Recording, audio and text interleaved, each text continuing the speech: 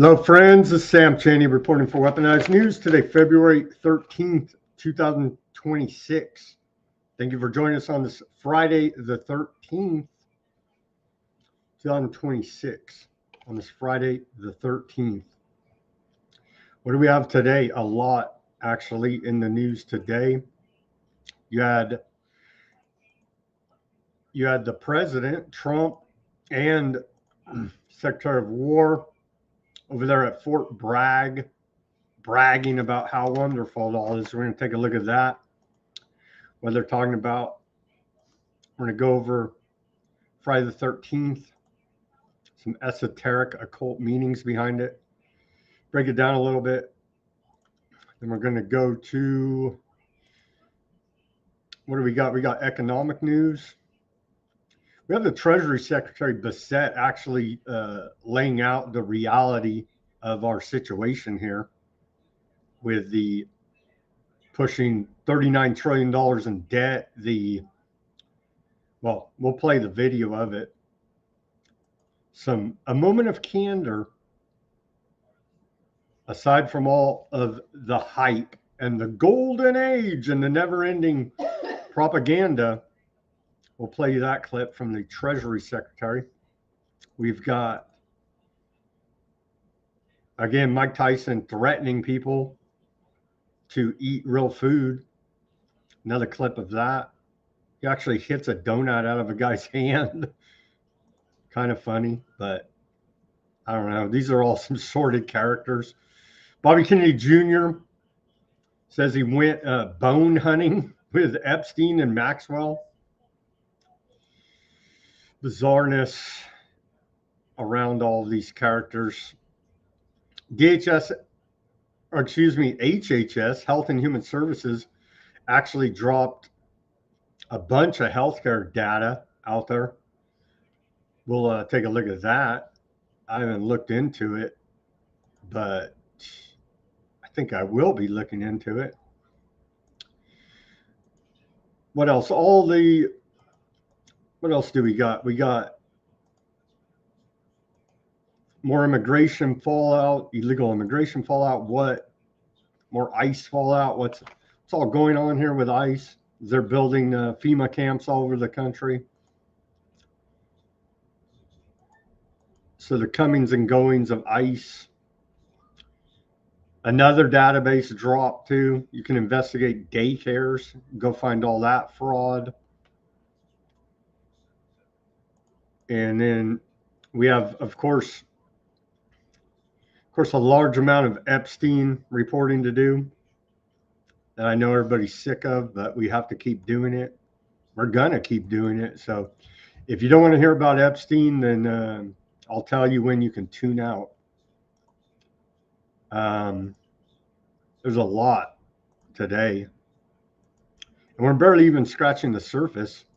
The big news of the day, though, is it's all over the Munich Security Conference. They're all saying, Europe and America, for that matter, little Marco Rubio saying we're in a new era. We're in a new world order. The exact language, who was it? I think it was Merz out of Germany, as is the headline of the show, said the international order no longer exists. Kind of big news. Nobody cares, right? So all of that to cover. A bunch of other geopolitical news. I didn't even get to, we don't even know the body count today over there in Gaza. I'm sure they're still stacking bodies, though. I didn't even have time to go find all that data for us. Anyhow, we do have reports out of Aardvark land as the genocide there no doubt continues. Let's get to this day in history. Well, shout out before we get going here on all the news, and there's a lot, so I gotta try to cover as much as I can here for you. Shout out to Mac out there. He got himself a Weaponized News hat. and send in a picture. We appreciate that. Here's the image of the Weaponized News hat.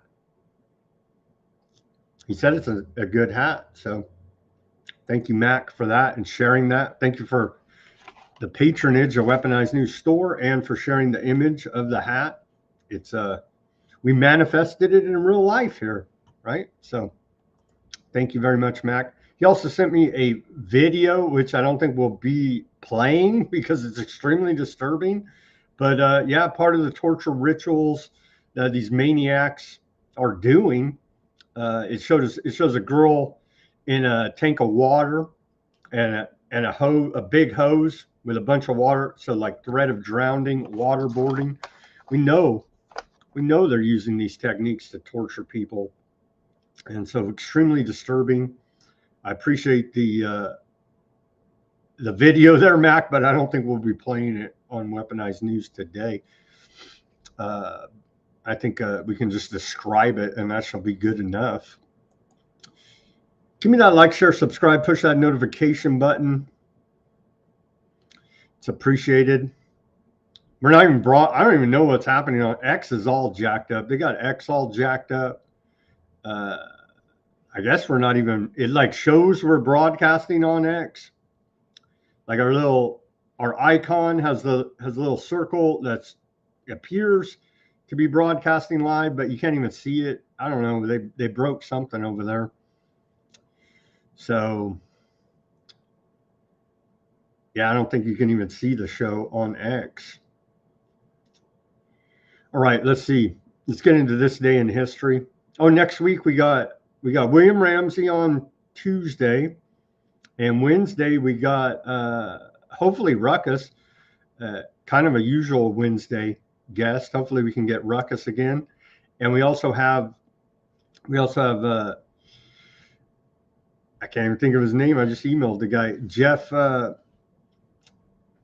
guy with pickaxe. I can't even think of his name. I mean, I'll get you his name. Jeff Dornick. He's has this alternative social media platform. Says no censorship. Says it's all independent. Seems we talked to him before. We've been on his show a couple times. I think he's been on our show a couple times over the years. Anyhow, we're going to have him on to talk about the launch of Pickaxe. And yeah, and hopefully we'll have Ruckus too and have a very good conversation about social media, where it's going, the future, censorship, all of those fun topics. So next week, and I'm working on more guests. So I'm working hard here, host, producer, researcher of Weaponized News, working my butt off here for you guys. So thank you for all the support out there. Give me that like, share, subscribe. Okay, let's take a look at this day in history, and then we'll get into all this news. People are starting to finally show some shame. People are resigning, getting fired over Epstein stuff. Nobody of any real significance here in America. I guess the top Goldman Sachs lady, former Obama lawyer, she's like one of the most high-profile Americans so far, it appears. We'll take a look at all that. On this day in history of February 13th, going back to the year 1258. 1258, we're going way back here now, right? Baghdad, then a city, Baghdad, Iraq, then a city of 1 million people falls to the Mongols as the Abbasid Caliphate is destroyed, with tens of thousands slaughtered, ending the Islamic Golden Age. On this day in the year 1258, we fast forward a little bit here to 1633. On this date, Italian astronomer Galileo arrives in Rome for trial before the Inquisition for professing the belief that Earth revolves around the sun. I know, he should have just screamed science. You know what I mean? I'm sure that would have got him off. 1741, on this day, Andrew Betford publishes the first American magazine called American Magazine. Very original there. First American magazine published on this day, 1741, American Magazine. In 1861, on this day, Abraham Lincoln is declared President of the United States. In 1866, on this day, Jesse James robs his first bank, stealing $15,000 from Clay County Savings Association in Liberty, Missouri.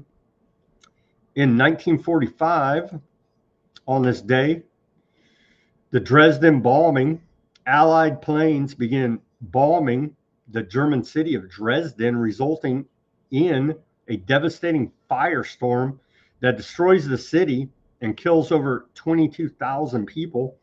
Those were civilians that are killed in Dresden. And so, America.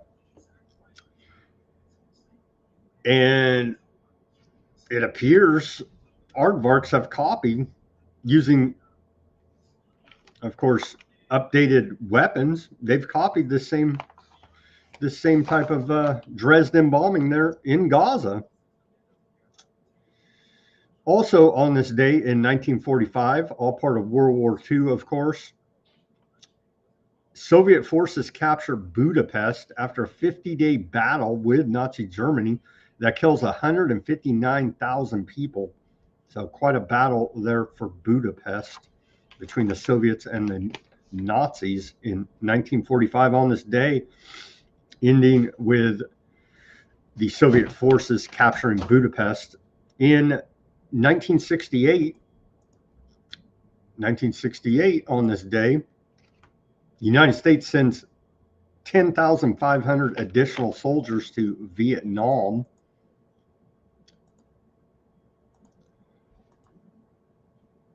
In 1974 on this day, Alexander Solzhenitsyn, one of our favorites on the show, we have the shirt with his famous quote on there: "They know, we know, that they know that we know, and they don't care." Right? Talking about the corrupt, evil Soviet government. Same applies here to American government, and I would say all governments around the world. Anyhow, Solzhenitsyn was deported. It's lucky he wasn't killed, honestly. I guess they were easing up on the tyranny in 1974. Probably not so much. Anyway, he was luckily deported and not executed. They're out of the Soviet Union. Russian novelist and historian is deported from the Soviet Union to Frankfurt, West Germany, and stripped of his Soviet citizenship on this day, 1974. He pissed them all off for calling him out. You know what I mean? And very brave, actually, to call out the Soviet Union at that time, right? Yeah, I would say so. 1991 on this day. U.S. likes killing a lot of people through bombings on this day, apparently. 1991, we just talked about Dresden. And so in 1991 on this day, U.S. air raid on the Amir shelter in Baghdad kills more than 408 civilians. Also, they're in Iraq, bombing the hell out of them. U.S. bombs Iraq air raid shelter, killing another 334 on this day.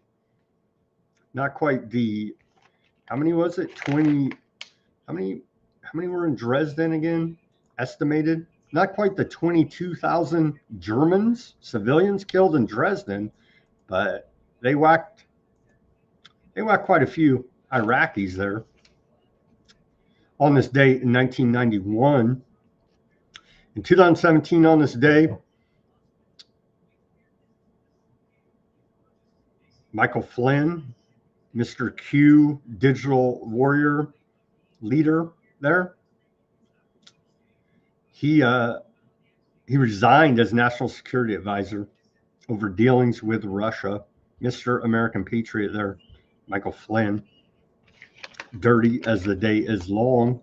In 2018, on this day, I know there was reports of antiseptic behavior in Aardvark land. It's extremely disturbing. Trigger warning for this day in history announcement. I know. What are you going to do, though? In 2018, Aardvark land police report recommends Prime Minister, Shadow President of America, Benjamin Netanyahu, be prosecuted on bribery, fraud, and breach of trust charges. Trump's calling for his pardon. He's still going through his domestic corruption trials. Every time he's set to go to court, there's a security emergency magically, don't you know? And so it drags on. It drags on. And so he's even too corrupt for the Aardvarks. Imagine that. Imagine that. Benjamin Netanyahu, the shadow president of America, is even too corrupt for Aardvark land.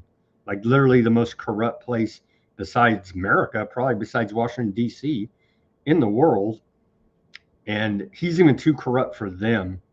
On this day, 2018, police recommend charging him with bribery, fraud, and breach of trust charges. Trump loves them, though, so there you go. In 2021, continually calling for his pardon. And in 2021, on this day, President Trump acquitted in his second Senate impeachment trial on charge of incitement of insurrection after senators vote 57-43 in favor of conviction, less than 2/3 majority required for impeachment. Yeah, there's that. He's going to get impeached again, and we're going to run this whole thing through, and he probably will be convicted this time. Just saying. Just saying. Okay, here's our segue to the news. Our segue to the news. This is a flashback of Trump in July of 2025, last year. Trump says Epstein case is boring, and his handler Lutnick laughs in this video. Since then, we've learned spy cam footage from hidden clocks at Epstein's residences. French police sat on Epstein emails archived for 6 years. Prince Andrew smuggling victims into Buckingham Palace as Mr. Windsor.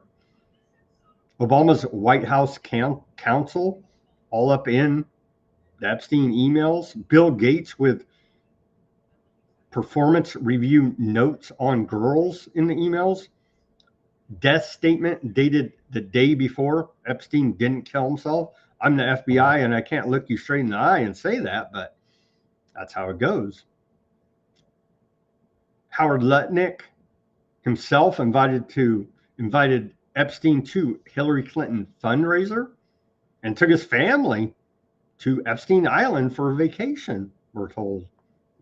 According to Lutnick, Trump's Commerce Secretary nominee was literally in the friend circle, invited the pedophile to political events, and then both think this is boring. The case involves global sex trafficking networks, royal families, tech billionaires, presidents, princes, royalty, fake suicides, extortion, blackmail, an international cover-up spanning decades. It's like every freaking thriller drama movie you ever seen. We can, get some kind of plot out of all of this insanity. Yeah, but it's boring. Here's Trump talking about it. And again, unconfirmed reports, right? Because there was no follow-up because the corrupt government's covering all the majority of this up because they know damn well what's going on here because they're the ones freaking benefiting from all the blackmail. Give me a break. Unconfirmed reports of Trump rapes, all in there. Again, unconfirmed. But I don't understand why the Jeffrey Epstein case would be of interest to anybody. It's pretty boring stuff. It's sordid, but it's boring. And I don't understand why it keeps going. I think really only pretty bad people, including fake news, want to keep something like that going. Fake news. You see old Lutnick laughing there. They all know, they know the score. They're part of it, you see. Trump's handler Lutnick laughing about it. It's truly disgusting.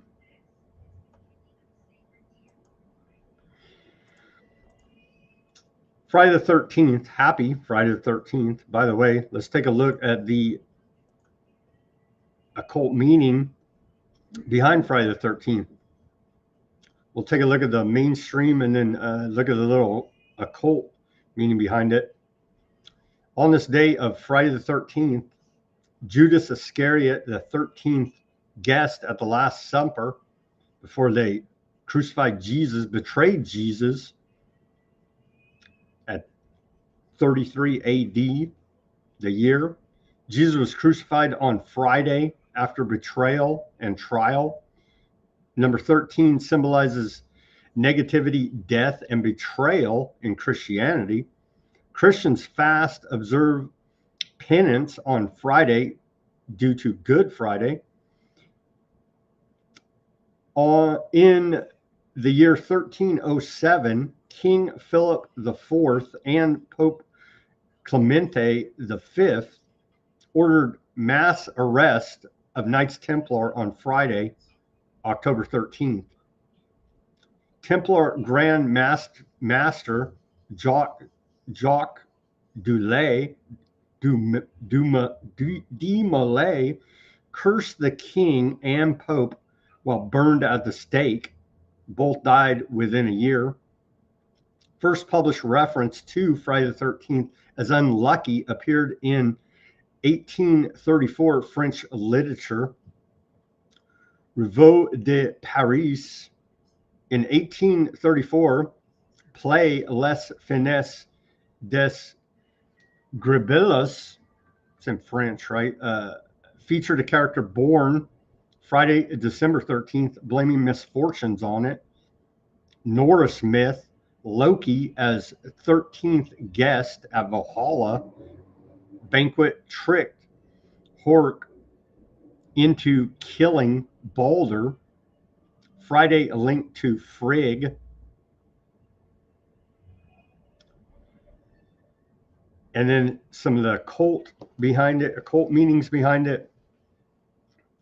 Judas, of course, the 13th guest, betrayed Jesus, crucified on a Friday.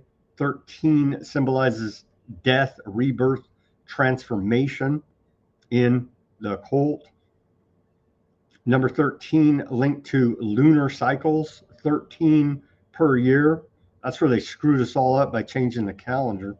Fertility, blood, to the Gregorian calendar. Sacred feminine energy. Friday ruled by Venus, Frigg, Freya, day of goddess, love, beauty, magic. Pre-patriarchal. Friday the 13th, powerful for manifesting, honoring creativity, divine feminine. Witches coven, ideal, size 13. Friday witches Sabbath, linked to Freya, exiled as a witch. Let's see.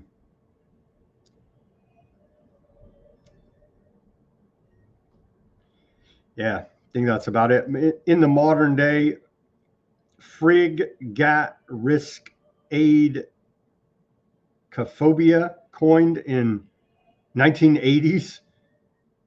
Some occult views see it as potent for ritual, blood, magic rituals performed on Friday the 13th. A little bit about Happy Friday the 13th in this February. So they're saying don't kill the messenger here.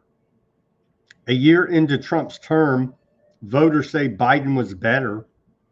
And this is a pro-Trump polling organization. The heck are they? It is Rasmussen. Rasmussen is the one they put up. You can see here over from January 28th till November 9th. But the one that Trump-friendly pollster is fending off MAGA criticism after finding that 48% of likely voters say Biden did a better job as president compared with 40% who chose Trump. 48% say Biden, 40% say Trump, according to this Trump-friendly Rasmussen Reports polling company. Another 8% said the two presidents have performed about the same.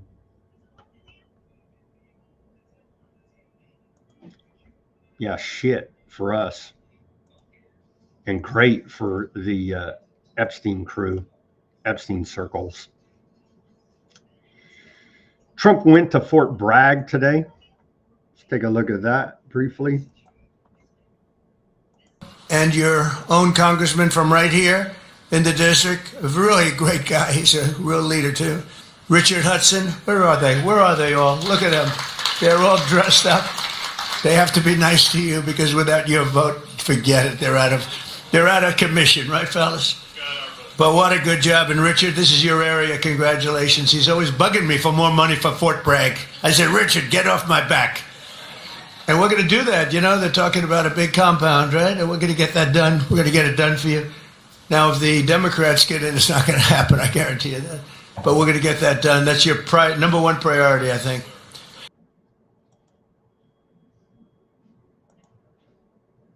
Where'd Bob say? Yeah, don't forget voodoo practices as well. Trump said, I'm thrilled to be back at one of the greatest and most celebrated military bases in the history of the world.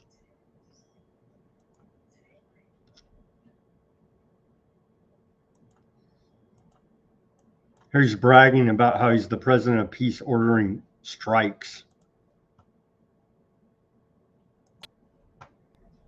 Last summer, I ordered devastating strikes on Iran's key nuclear facilities and something that was called Operation Midnight Hammer. That's exactly what it was. 1 o'clock in the morning at midnight with no moon. You couldn't see a thing. And I got the message, sir, they have entered Iranian airspace. And I got to see it all take place. It was amazing.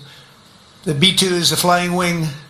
And I didn't understand the B-2s until then, but now I understand it very well. So does he. We just ordered a lot more. The super duper new model, right? But they flew in. They were totally undetected. And those pilots, I met the pilots. I had them down to the White House, the Oval Office. I gave them all medals, actually. And I said, did you really like doing this stuff? You know, they're flying into very hostile territory. And they said, sir, we couldn't wait. In fact, they wanted to wait. You saw what was happening. People wanted to wait. And the pilots and their commander called me and said, sir, we're ready to go. Don't worry about that. That weather's nothing. We want to go, sir. We want to go. Now, if it were me, I'd say, take it easy. Let's relax. But, you know, you people have a lot of courage. Amazing, amazing. So we gave them medals. But that was Operation Midnight Hammer achieving. Oh, this is the part I wanted to. But we got to attack Iran again because they have a nuke program going on. Is talking out both sides of their mouth. Total obliteration of the Iran nuclear potential capability. Totally obliterated. Last summer. Operation Midnight Hammer totally obliterated Iran's nuclear program. Trump just said today at Fort Bragg, but somehow, some way, we need to bomb them because of their nuclear program.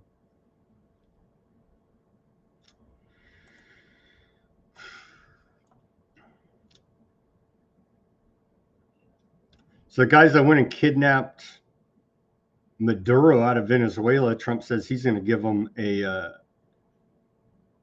I guess it's one person. He says, we're going to be giving one particular person the Congressional Medal of Honor.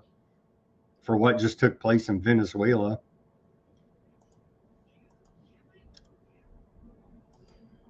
And again, this is the Arsenal of Freedom tour brought to us by the Department of War, going around being a salesman for the military industrial complex and war profiteers.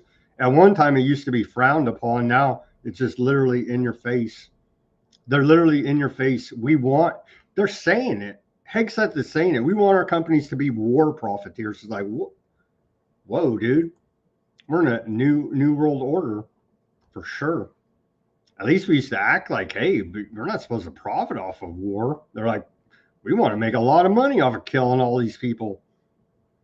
Like openly saying it. Pretty much, man. It's sick. They're sick. It's just sick. And then the sick, we reported on this yesterday, but oh yeah, Fort Bragg over there. So it's the greatest base in history. U.S. military aided mass child rape in Afghanistan. Now its soldiers are committing this crime at Fort Bragg. Wait a minute. This is out of mintpressnews.com. Wait a minute. That's the same place that Trump was just saying this is the greatest place in the world. Turns out not so much. Unspeakable crimes. They go through here. We'll cover this one. A first sergeant in the 4th Psychological Group Operations Group, i.e. PSYOPs, was sentenced to 76 years in prison, followed by a lifetime supervised release for the distribution of child pornography across the internet. An unnamed woman, his accomplice, was sentenced to 30 years in prison after she confessed to allowing him to rape her child. Just 2 weeks later, Major Vincent Ramos was arrested at North Carolina Raleigh-Durham International Airport on one count of statutory rape of a child younger than 15, 7 counts of statutory sexual offenses with children younger than 15. It goes on. And 1 month after that, in October of 2023, Chief Warrant Officer 2 Stuart P. Kelly of the 82nd Airborne Division was sentenced to 16 years in prison and a dishonorable discharge after pleading guilty to raping and abusing a child under the age of 12. Meanwhile, Staff Sergeant Carlos Castro Calahas was handed a 55-year jail term and dishonorable discharge and a demotion to the rank of private after facing 13 charges of rape of a child under 12 years old. All 4 of these men were not only based at Fort Bragg, but have served lengthy tours in Vietnam. And the first part of this talks about how the U.S. military aided in, is the first part? We read that part. Anyway, they aided the Afghanis kidnapping boys and taking them to the Taliban to rape, because it's part of their culture, you see. What do they call it? They call it the Bacha boys. The practice is called Bacha boys. Many American soldiers and operators encountered similar widespread practice of child sex abuse in Afghanistan and found correspondingly permissive attitude from the U.S. officials and military top brass as they trafficked children to the Taliban. I don't know how else to put it. In Afghanistan, that's your U.S. military there. It goes on. How Washington participated in mass child sex slavery. The U.S. government actively tried to ignore the practice, an open secret in military and diplomatic circles. Yeah, they were trafficking young Afghani boys to the Taliban. And it goes on, drug abuse. Turns out it was an incredibly lucrative business. And there's a whole bunch in this report. I'll post it on Weaponized News Substack. You guys can take a look. So we shall praise Fort Bragg. Don't be a panicking. We'll have to play it here for you. Ignore the panicins and trust in President Trump.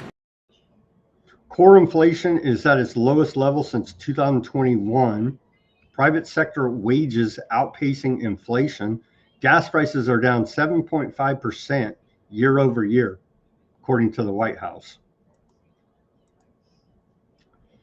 People over the first year of the Trump administration made 1.25% above inflation. And this is they're praising this as a great economic victory. And by the way, I don't believe any of this government data, but even with their rigged up data, not so much. But hey, we're gonna have new drug labs. Eli Lilly is bringing a new facility to manufacture drugs. Don't do drugs, kids. To Huntsville, Alabama. They're saying it will create 450 manufacturing jobs and 3,000 construction jobs. Here's where we're going to be screwed. They're already laying the groundwork. The Trump administration is bringing innovators from across the financial sector together to make sure the U.S. remains the crypto capital of the world. And so all of these characters on this list are here to screw us over, along with Lutnick in the background running Tether as a stable coin. And so they're trying, all these characters are figuring out some kind of way, right? So what is it? I forget even the Clarity Act, the Genius Act. I get confused. There's another crypto. Aaron Day is talking about it all the time. There's another crypto bill coming down the pipe that's going to really screw us over. Let me take a look real quick so I get this reporting right for you. Aaron Day's constantly talking about it. What the heck is it? Not the Genius Act. I think they passed that already. It's like the Clarity Act. It's one of these crypto acts. Anyway, all those guys are coming in to stitch the whole deal up. Anyway, we'll get back to it as it comes into fruition. Crypto was supposed to fix this. Yeah. And so, yeah. But they're all there at the table now. So I guess it fixed it for them. Yeah, we'll figure that out as it comes down. We'll report. Okay, here is Treasury Secretary Bitchute talking about. Well, let me read to you the. It's rather concerning here from the Treasury Secretary. He says CBO is likely wrong about GDP growth, but not by much. Over the 10-year estimate, there are still no spending cuts or planned reforms to Medicaid, Medicare, or Social Security. Interest on the debt is headed to $2 trillion in 5 years. Trump wants to increase defense spending by 50%, war spending, to $1.5 trillion for next year. Something has to give. The bond market will eventually turn against you. Time is running out to fix this. Yeah, we've been saying that for a while here now. Let's hear from Treasury Secretary himself.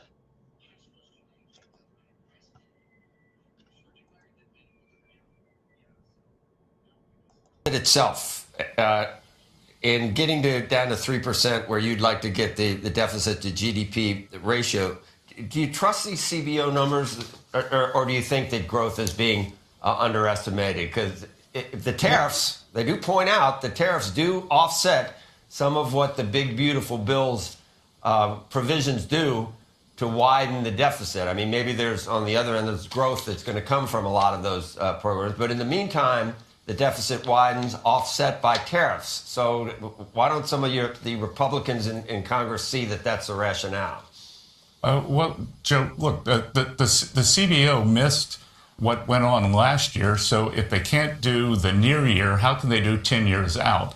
They're a static scoring system. I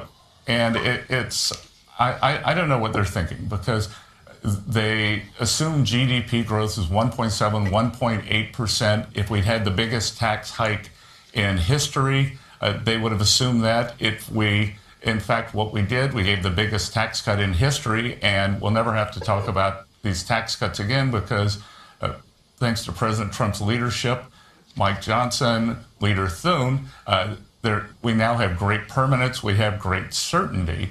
So, I'm not sure what the CBO is saying. And just to give your viewers some context, Joe, 2024 deficit to GDP was 6.97%. 2025 went all the way down to 5.4%. That's constraining spending and growing the denominator. So when we have high growth, then the deficit to GDP comes down, and that's how we pay down this debt. Interest rates, we had the 10-year bond did the best that it had since 2020 last year. We were the best performing G7 economy in the bond market. And one of the reasons that the bond market has been so tame is because we are getting our fiscal house in order. So I will take the market over the CBO any day.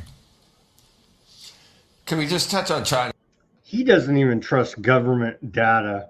The Treasury Secretary. Oh my God. It's longer to draw that out, but I give you the gist of it there. That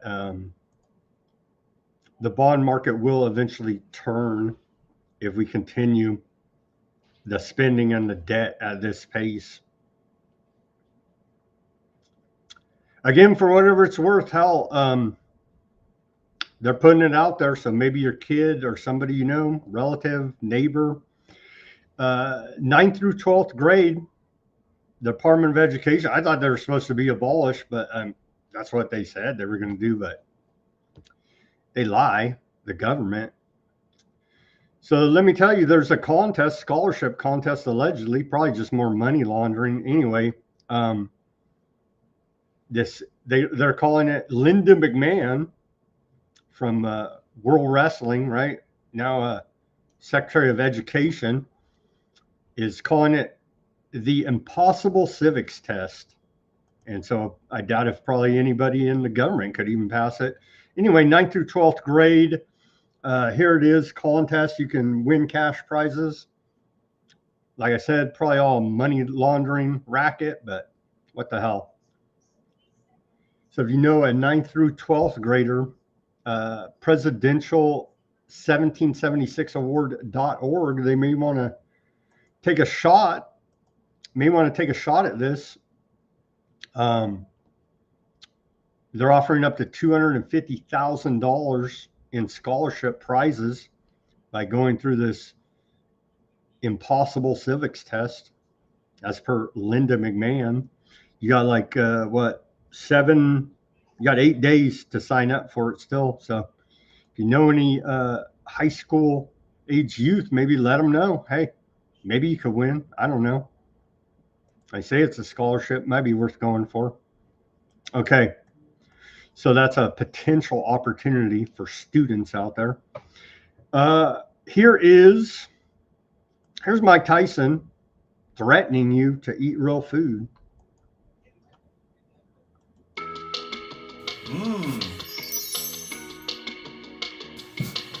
What do you think you're doing? Processed food kills. Remember that.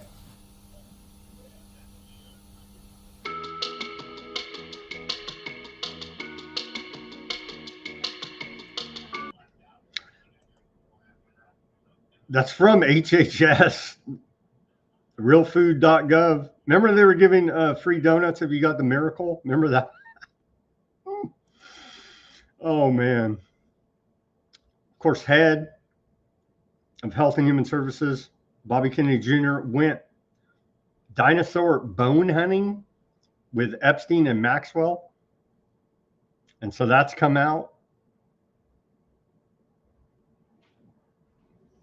They went on a fossil hunting trip. That's come out in the Epstein emails.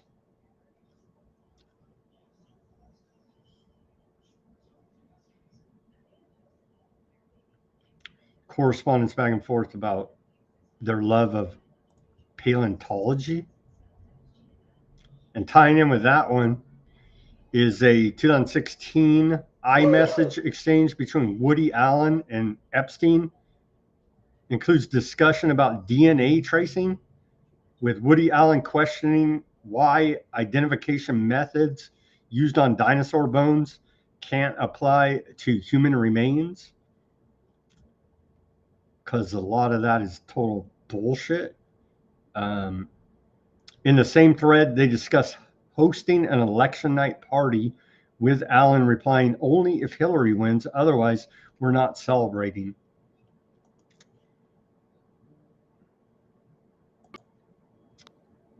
There's all that.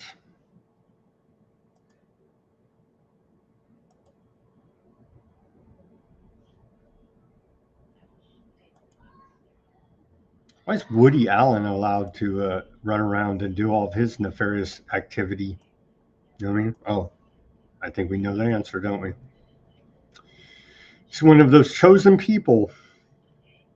CEO of Gates Foundation, Mark Sussman, says the grants they give out, $9 billion, is more than the UN budget. Our battle is a belief that every person deserves the chance to have a healthy and productive life. This is the CEO of the Gates Foundation.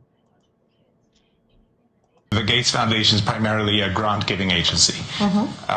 We give, our budget this year will be $9 billion in grants, which makes us significantly bigger than most sovereign donors these days, partly because of more recent cuts. And then the budget of the More UN. than that, But it's grant because the areas we focus on, our mission is, a belief that every person deserves a chance to a healthy and productive.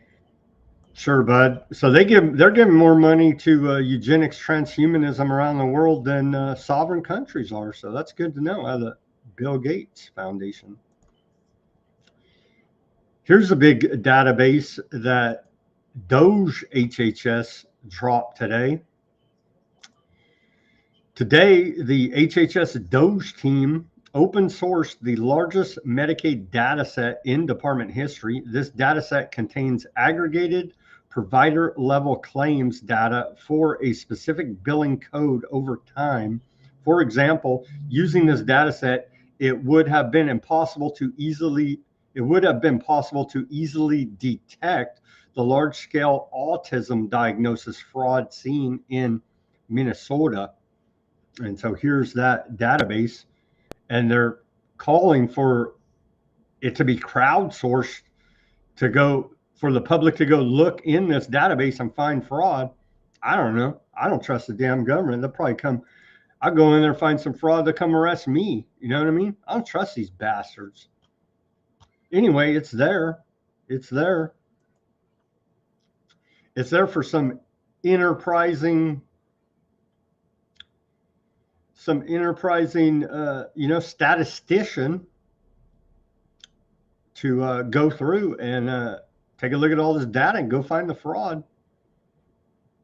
I'm just saying that I wouldn't doubt if the government arrests you for exposing it to them. Just saying.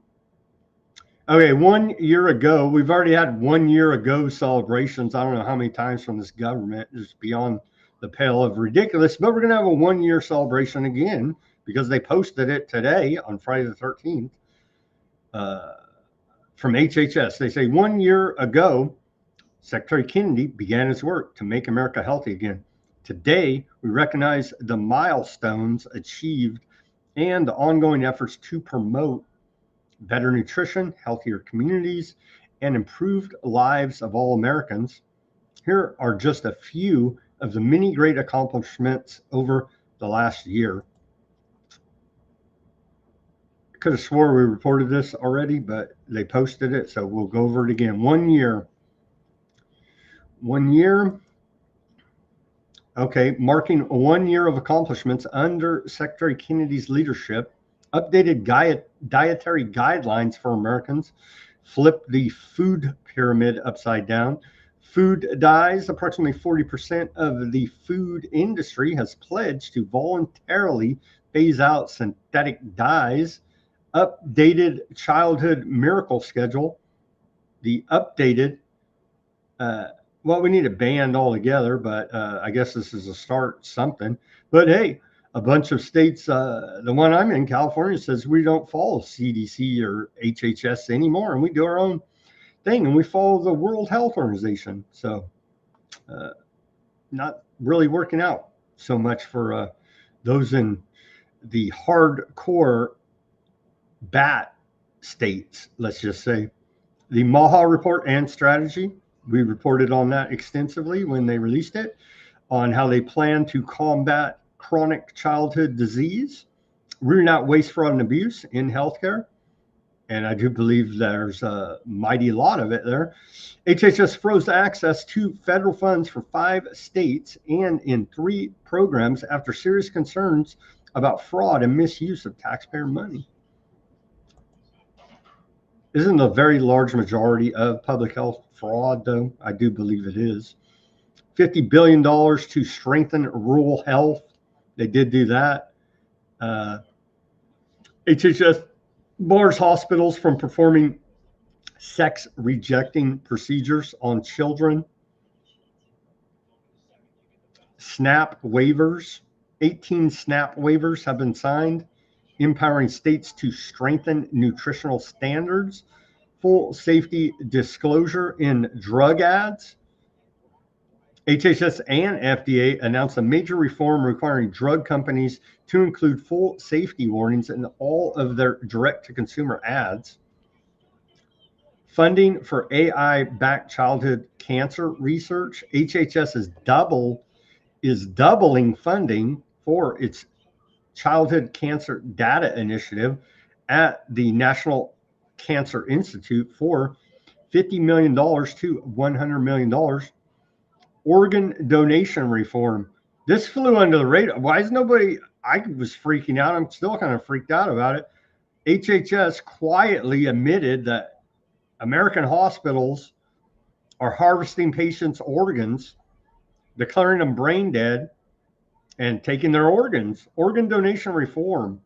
HHS took action to reform the organ transplant system to protect patient dignity and honor the sanctity of life. They're literally harvesting organs in American hospitals, and everybody just, oh yeah, you know what I mean? It's like, what the? Yeah, so we could have done a lot more. They're looking to impeach his butt too. And so look for him and Trump to be impeached if the Democrats take over the Congress. Better believe that. So they could have done more on the miracles. You know what I mean? I guess they're doing what they can. They are up against a wall of corruption there. On to voting. Does voting even matter? I don't see how it does if you can't even we can't even get a legitimate candidate on the ballot without going through the duopoly system of Republican Democrats. So you're compromised right there, just joining up with one of these clown world parties. You know what I mean? But that's the only way you can even, unless you're independently wealthy, and allegedly that was Trump. Oh, he's independently wealthy. He's not corrupted by politics. He's outside the system. Bullshit. It's all part of it, right? And there's not going to ever be anybody that's independently wealthy enough to spend their own money on a campaign, go through all the bullshit to represent the American people because they care about democracy so much or some bullshit. It's not going to happen, right? It's just simply not going to happen. Anyhow, vote harder next election, they say. And they're already saying the same rhetoric. It's the most important election of our lifetime. Really? You said that in the last one. Well, it gets more important. If it's so damn important, this system, it don't work. Simply doesn't work. Here's Trump on the Democrats refuse to vote for voter ID or citizenship. The reason is very simple. They want to continue to cheat in elections. Trump just won the last election. This was not what our founding fathers desired. The Republicans won across the board, right? I've searched the depths of legal arguments not yet articulated or vetted on the subject. Sure, you have, Trump. That's what he said. Trump's a legal researcher, according to this post. Sure, bud. And will be presenting an irrefutable one in the very near future. Irrefutable legal argument, Trump claims. There will be voter ID for the midterm elections, whether approved by Congress or not. Also, the people of our country are insisting on citizenship and no mail-in ballots, with exceptions for military, disabled, illness, and travel. Trump says he don't need no stinging Congress. And the hypocrisy of Congress, too. I mean, here's Congress. They have to show an ID to vote in Congress. They have to stick it in that little machine, right? Yes, members of the U.S. House of Representatives use a personal electronic voting card to cast their votes on the House floor. So anybody could be against it. Well, Trump says he will issue executive order on legal reasons for voter ID requirements before midterms. So what he just said in that post, right?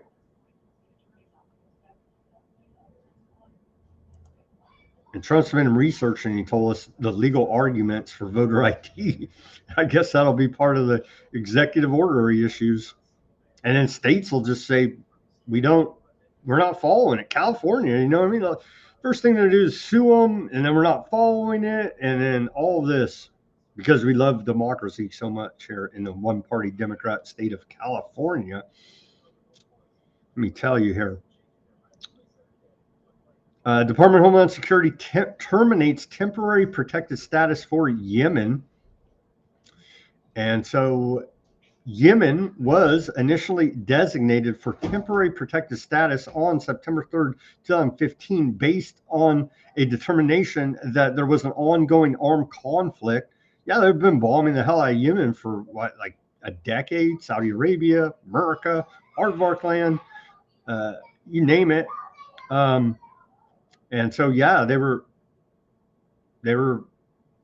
close to getting genocided there. Requiring nationals of Yemen to return would pose a serious threat to their personal safety. Following the initial designations, Department of Homeland Security expanded the redesignated Yemenis, in 2017, 18, 20, 21, 23, 24.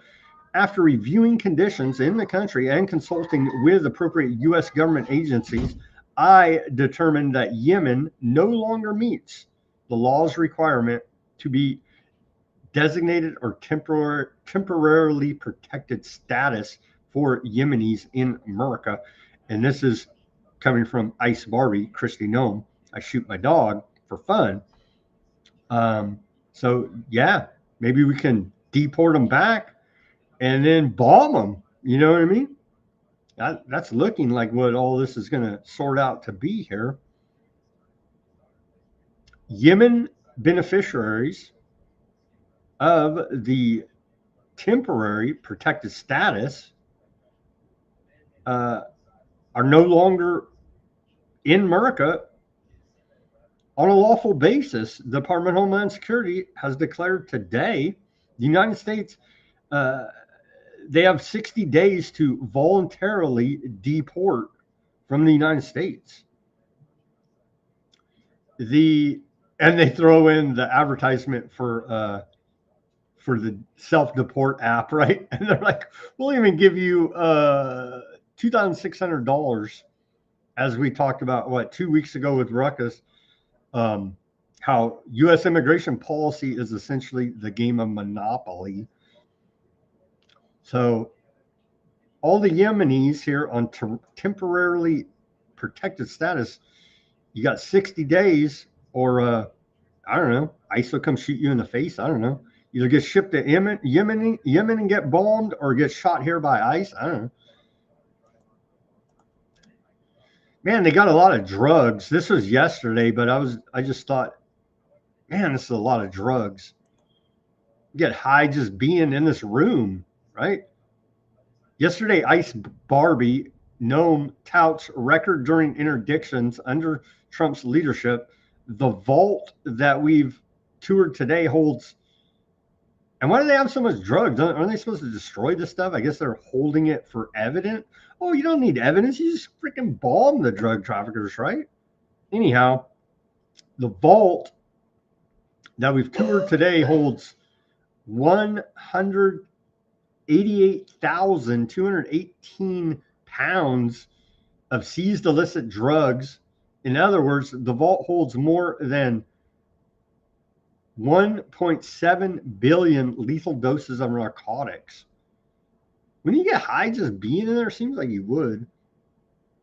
I guess they're the drug dealers, so they know how to take care of it. But yeah, all these bags of drugs everywhere. It's a lot of freaking drugs they got in that. 188 pounds of illicit drugs there? Crazy.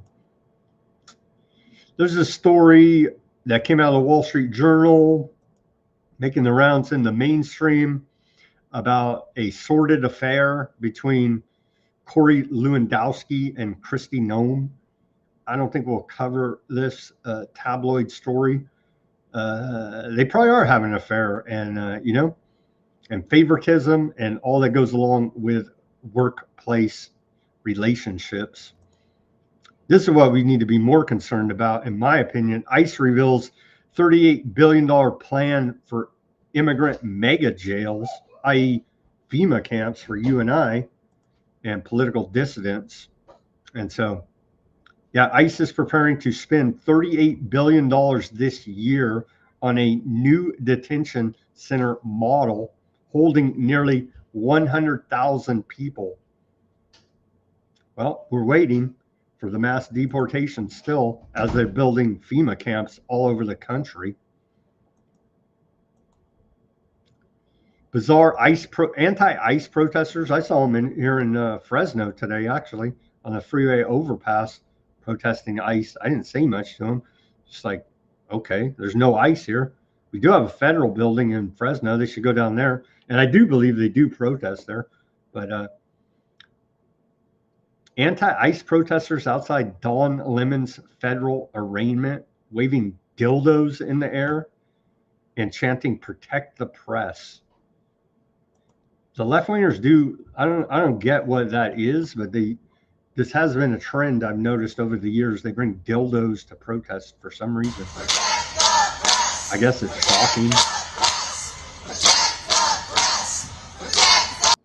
With it and the Mexico flag, you know what I mean? It's just like very unattractive protest there, but I guess they're pro illegal immigration with a Mexican flag and a dildo, and pro Don Lemon. At least they're supporting the press. There may be some backhanded of all the crazy left-wingers.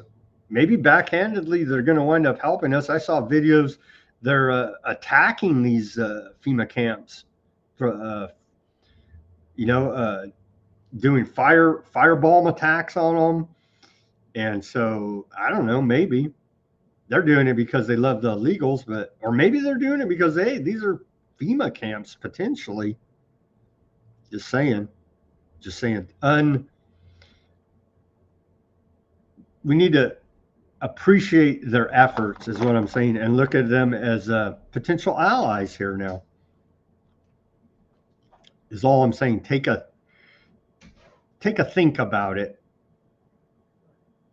Rockefeller Foundation President Shaw criticized the U.S. government, saying it took $7.5 million from international refugee support and provided those resources to Equatorial New Guinea in order to take deportees from our deportation operation in the United States.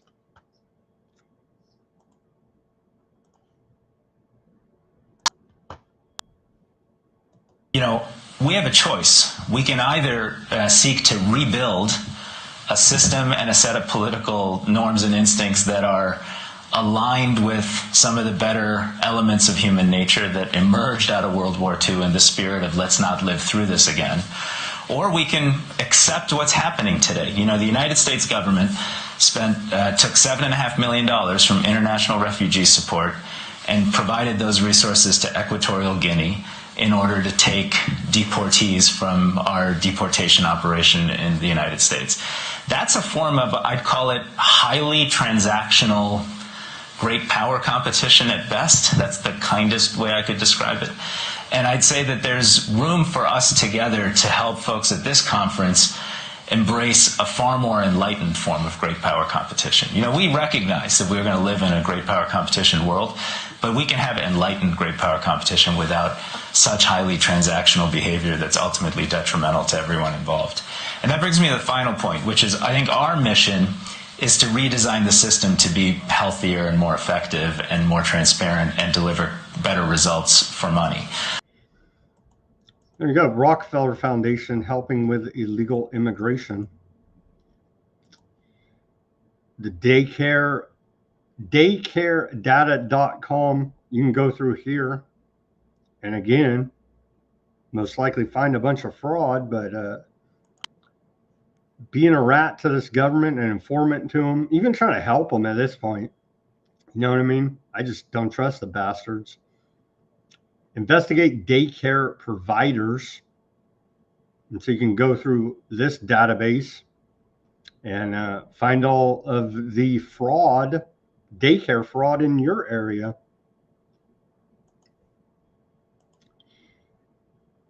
And then finally, before we take our commercial break, Amazon's Ring cancels Flock partnership amid Super Bowl ad backlash. And so people coming to the realization, finally, maybe, that, hey, they're building a giant surveillance state and it's pretty damn creepy. And do you want the all-seeing eye on you 24/7 when you're walking your friggin' dog in your neighborhood? You know what I mean? So pushback, they're seeing that was a major backfire, that Super Bowl commercial touting how it was found, how these cameras are going to help you find a lost dog. Well, it's surveilling you. So some good news out of all this, maybe. But, and we also learned, even if you're not paying for the subscription, on the back end, they're still storing your data, the footage from your doorbell camera on their servers on the back end. We learned that from the Savannah Guthrie case. And whatever happened with that case, right? Looks, and turns out Savannah Guthrie's husband, I didn't bring up the details. I was reading something about it last night. He's mentioning the Epstein. You know what I mean? So dirty, man. But again, if Nancy Guthrie really is kidnapped, I truly do hope that she's brought home safely. But the whole thing is looking like a giant deflection from the fact that Savannah Guthrie's husband is all up in Epstein files. Small world, I guess. Okay, let's take our live commercial break here. Everybody go to weaponizednews.com. Get yourself some stickers over there. The holograph sticker, the white background sticker, and the clear sticker. Weaponizednews.com. You can get the link in the description below this video right here. And then over there at the store, here's an example of one of the hats in the real world. Mac got this hat from us. You can see right there, Weaponized News hat. Looking pretty good. He said it's a good hat. So awesome. And this not from Weaponized News store. I fought the walrus. Mac's couple Mac's hats there. But thank you again, Mac, for purchasing it from us first, and for sending in the photo so we could show it out there in the real world. We got hats, t-shirts, coffee mugs. Go to weaponizednews.com. The link's in the description below this video. You can donate, help support independent reporting and analysis brought to you 5 days a week at Weaponized News. Buy me a coffee, Bitcoin wallet address, and Cash App in the description below this video. And weaponizednews.com donation button there. Secure donation through PayPal is available as well. Give us that like, share, subscribe if you don't want to. If you're hard up for funds in the golden age of our economy, then just give us that like, share, subscribe, push that notification button. That helps a lot as well. And thank you again to all the subscribers and patrons to Weaponized News Store. Let's hear a word from our sponsor, Abba Enterprises, and we'll be back with the second half of Weaponized News after this short commercial message. Running a small business feeling overwhelmed by numbers and paperwork? Abba Enterprises has your back. Our expert business solutions include accounting, QuickBooks support, payroll, taxes, and top-notch consulting. Let us handle the details so you can focus on growing your business. Business Solutions Accounting, QuickBooks, Consulting, Payroll, Taxes. Call 559-577-9250. Call Abba Enterprises today at 559-577-9250 for stress-free solutions.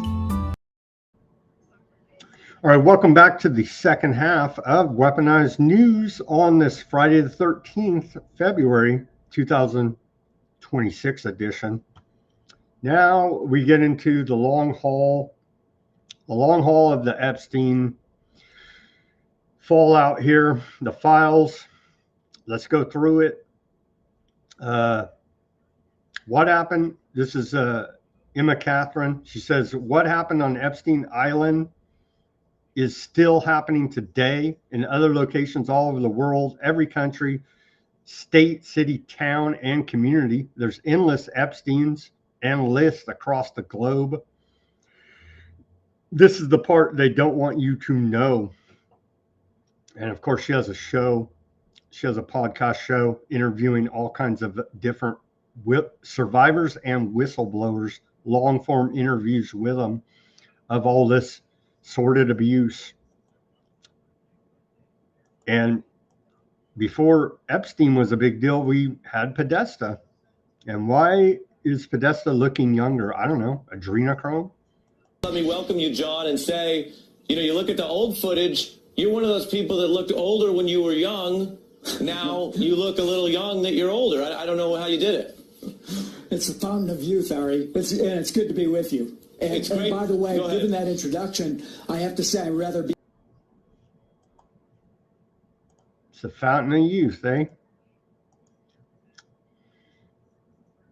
Jeffrey Epstein's jerky obsession is so much worse than you think. Viewer discretion advised. Here's a short report from Ben Swan. Viewer discretion advised about Jeffrey Epstein's jerky obsession. We have spent the week peeling back the layers of the Jeffrey Epstein saga, but tonight we're going to a territory that most media are simply too terrified to touch, and I don't blame them. We're talking about a chapter so dark here, it challenges our very understanding of the elite, if you will.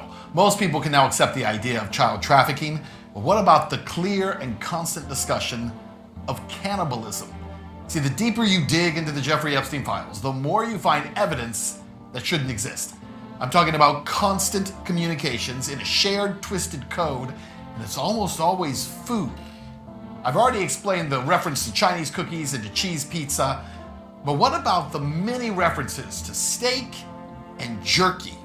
Take a look at this. In a May 2014 email, a redacted name is seen organizing a cooking class for Jeffrey Epstein at a restaurant named, you can't make this stuff up, Cannibal. The subject line simply jerky. The emailer telling Epstein this, quote, he will also bring you a taste of his new jerky recipe from the restaurant, and sends a warm hello. He is working at a restaurant called Cannibal and Cooks. Wait for it. Beef jerky and steak. So is jerky another code word? Now listen, we don't know for sure, but here are the facts. The word jerky, if you search the Epstein files, is mentioned 380 times. Like this email from 2012 where Epstein is asking to bring him more beef jerky on Friday. Are you also flying on Friday? If not, I would like to collect it from you and take with me on the plane. Another email from 2012, Epstein said, quote, he was gonna start eating regular food again, so he might be eating less jerky. That said, he has 6 bags of it in a downstairs freezer for his next trip. I believe it should be enough to get him through.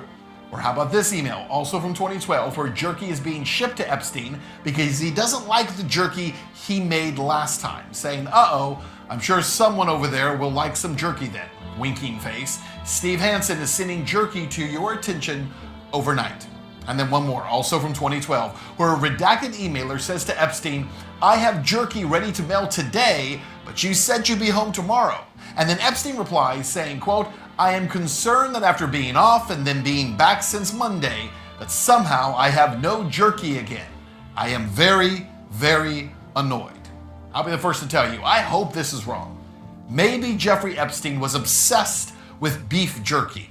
Maybe he constantly had it made special just for him and had it shipped to him from all over the place because he never seemed to be able to go to the grocery store or a convenience store and buy it for himself. It was only special jerky.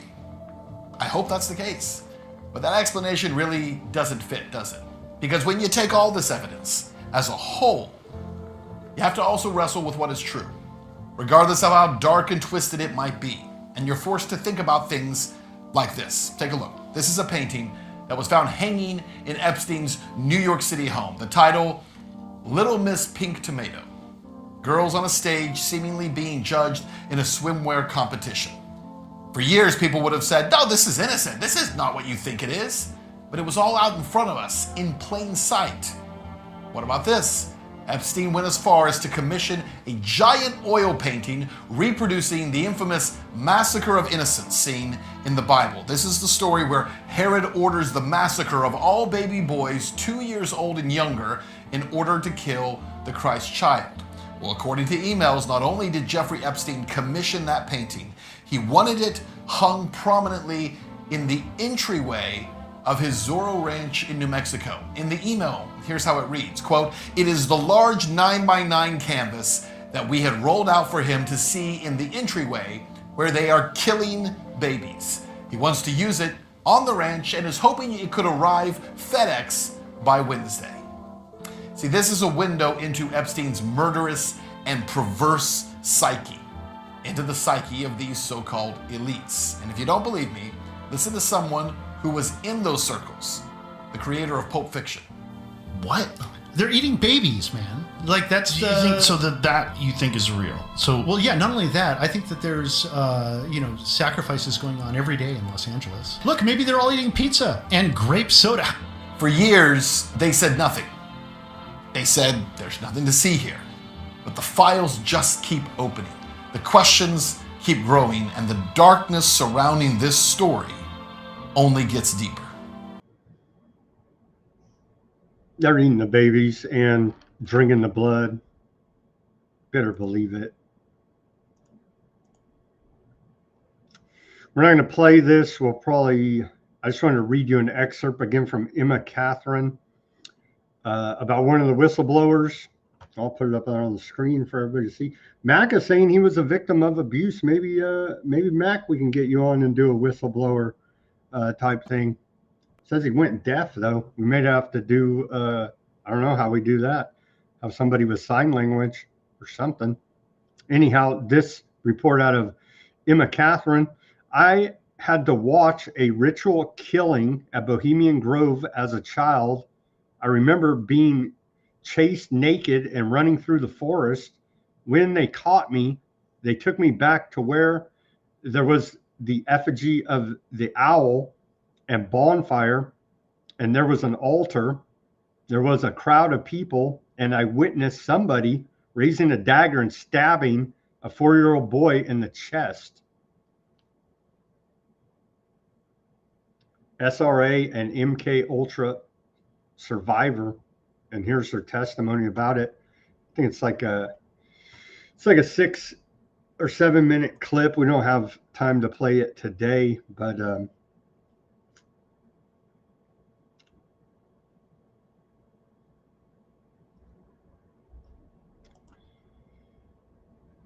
Sybil Edmonds, famous FBI whistleblower about 9/11, about how she was spying for the FBI essentially, and knew they were planning to attack on 9/11 and told the government, and they laughed in her face.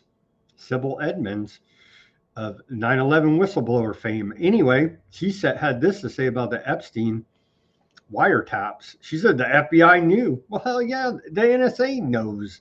They got everybody's electronic communications. They've been knowing.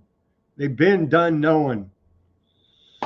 Sybil Edmonds said FBI's Washington field office has been in possession of millions of wiretap recordings involving Epstein and his foreign conspirators and clients since late 1996. The extent of this massive cache of incriminating wiretaps has been kept from the U.S. Congress, courts, local law enforcement, and of course, the American people.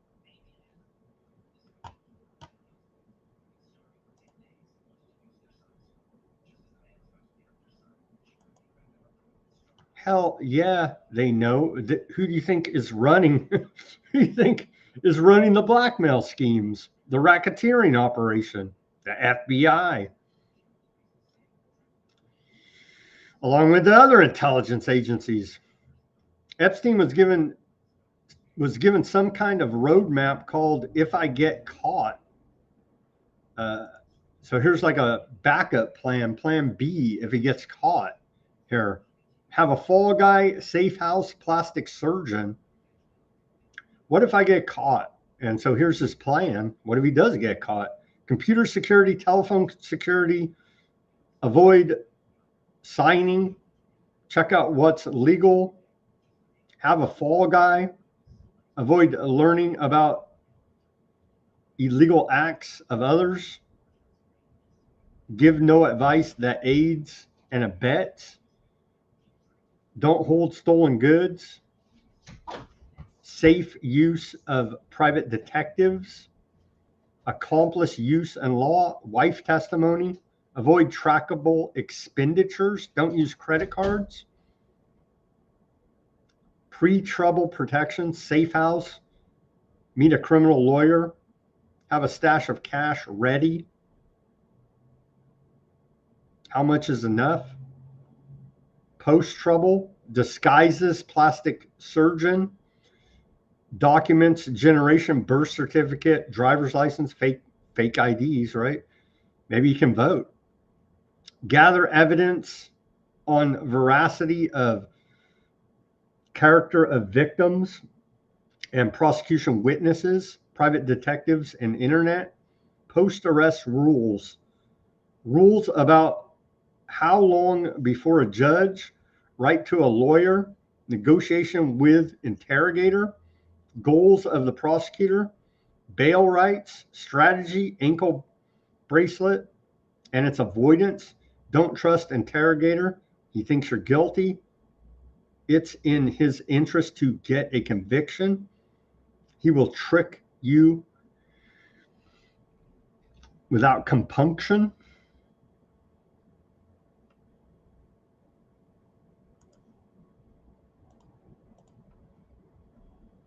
Finally, some people started to fall here. India's Congress party is demanding, I guess he hasn't fell yet, but maybe he will, is demanding oil minister Hardeep Singh Puri resign over alleged links to Epstein's network strategy, attend a party, destabilize a government. This character here is facing calls for resignation in India. Their oil minister. Goldman Sachs top lawyer, former Obama attorney, she had to step down due to shame. Bank had been steadfast in her support of Catherine Ruemmler. Do we have a mashup report about it? Yeah, we do. Here's a mashup report from, who's this from? CNN. From CNN. Let's watch this short report about her. Top Goldman Sachs lawyer. On Jeffrey Epstein's 62nd birthday, he got an email from former Obama White House counsel Kathy Ruemmler. Happy birthday. I hope you enjoy the day with your one true love, adding a smiley face. Epstein responded, they say that men usually gave a name to their penis, as it would be inappropriate to make love to a total stranger. Ruemmler replied, hard to believe that there is still an open question about whether men are the inferior gender. This is one of just a few of the hundreds of emails that Ruemmler exchanged with Epstein during the final years of his life. Now the chief legal officer at Goldman Sachs, Ruemmler has said that she got to know Epstein through her work as a lawyer, and that the two were, quote, friendly in that professional context. But in the latest release of Epstein files from the Justice Department, photos of Ruemmler and messages between the two suggest they have a close personal friendship. Ruemmler discussed matters in her personal life, expressed gratitude for their, quote, friendship, sometimes concluded messages with, quote, XO and XOXO, and repeatedly fawned over gifts from who she called at times Uncle Jeffrey. Ruemmler even discussed possibly visiting Epstein's private island, asking in 2017 if she could take a, quote, day trip there, with emails suggesting Epstein tried to coordinate a private jet to pick her up. It's unclear if the visit ever occurred, and a Goldman Sachs spokesperson previously said Ruemmler never visited the island. Ruemmler's PR team referred CNN's questions about her birthday exchange with Epstein to her attorney. The fact is, Miss Ruemmler does not make any statement about Epstein's penis. She does not reference it, she does not joke about it, she does not banter with Epstein about it, she does not accede to Epstein's unsolicited, gratuitous remarks about men and their penises. Nothing. In another message from July 2015, Ruemmler asked Epstein if he read a New York Times story which featured critics of sex offender registries, like the one he had been listed on for several years by then. Thinking about whether there is an opportunity there, Ruemmler wrote. Asked about that exchange, a Ruemmler spokesperson told CNN, at times, Epstein sought informal advice and she provided feedback based upon her understanding at the time, without any formal involvement. Months later, Ruemmler wrote that helping Epstein with his, quote, legal was important because, quote, friendships goes two ways. A spokesperson for Ruemmler told CNN she, quote, has done nothing wrong and has nothing to hide. Nothing in the records suggests otherwise. Jeffrey Epstein was a man of 1,000 faces. Miss Ruemmler only saw the one he put on to win people over and gain credibility and acceptance. Her views were shaped by that and his denials of any wrongdoing other than what he had pled guilty to years prior. Miss Ruemmler has deep sympathy for those harmed by Epstein. If she knew then what she knows now, she never would have dealt with him at all. There you go. She knew nothing. That's why she resigned, right? Yeah.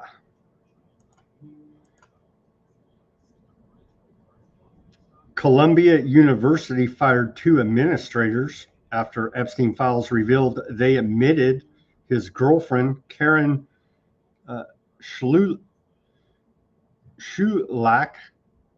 to dental school through an irregular process after she was initially rejected. Weeks after her rejection, Epstein discussed getting her enrolled. The dean arranged her admission while pursuing a $5 to $10 million donation from Epstein. Epstein then donated $100,000 to a fund literally named after the dean, who wrote, I appreciate your friendship and generosity.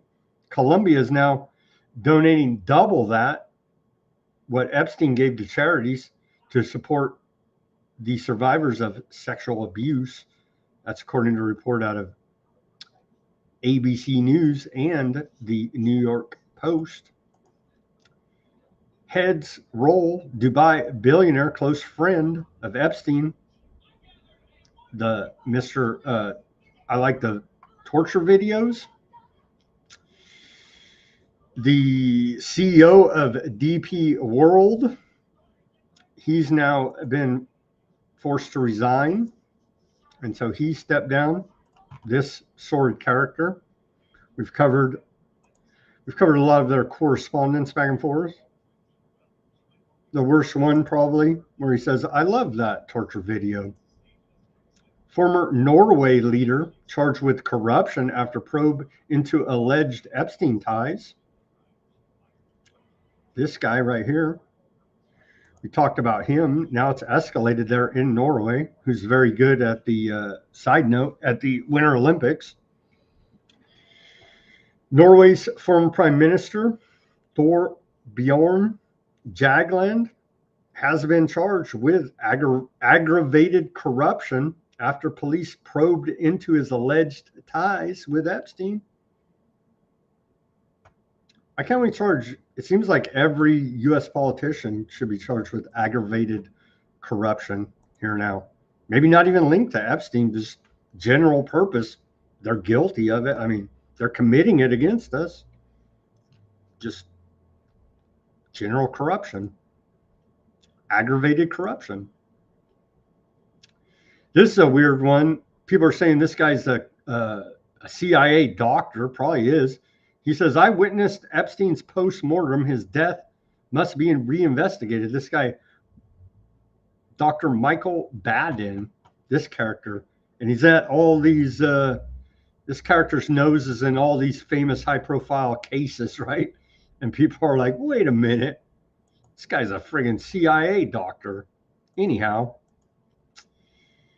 Jeffrey Epstein strangled, not hanged, according to Dr. Michael Baden. But Kash Patel told us that he killed himself, so that's all I need to hear. Not from this doctor. Kash Patel, I can't look at you straight. You know what I mean? That's enough. That's all we needed. No, more on this report. What does old Dr. Michael Baden have to say? More about what he had to say here was there during the post-mortem. He's calling for a reinvestigation almost 7 years later. The autopsy findings are much more consistent with homicide strangulation than hanging by suicide, he said. 3 distinct fractures on Epstein's neck. Baden says in 50 years of reviewing prisoner deaths, he's never seen 3 neck fractures from hanging suicide. Even 1 fracture, we have to investigate homicide. 2 definitely warrant full investigation. New York's chief medical examiner ruled it suicide by hanging 5 days later. She wasn't even at the autopsy. Well, you can trust New York medical examiner. She wasn't even at the autopsy. It was hanging. Here's the kicker. The noose made from an orange bedsheet found in the cell. Official report says it wasn't used in Epstein's death. The marks on his neck don't match the material. Guards moved the body. They refused to say how it was found and moved him from the infirmary instead of treating it as a crime scene. And they never determined an official timeline of death. So they say this is what he hung himself with in that jail cell, this makeshift noose out of a bed sheet. And none of that's consistent. The CIA doctor's telling us. There he is in a suicide vest. And they packed all this stuff up. We saw reports, right, in a box and made it look like a body and took him out of the front door because they didn't want to deal with the media.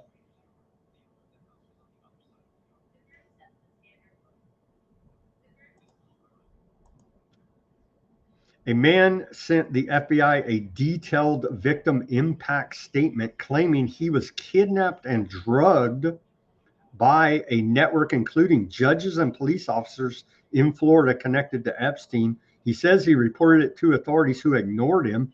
He's lucky they didn't come after him. And now the FBI appears to have ignored him again. Here's these reports.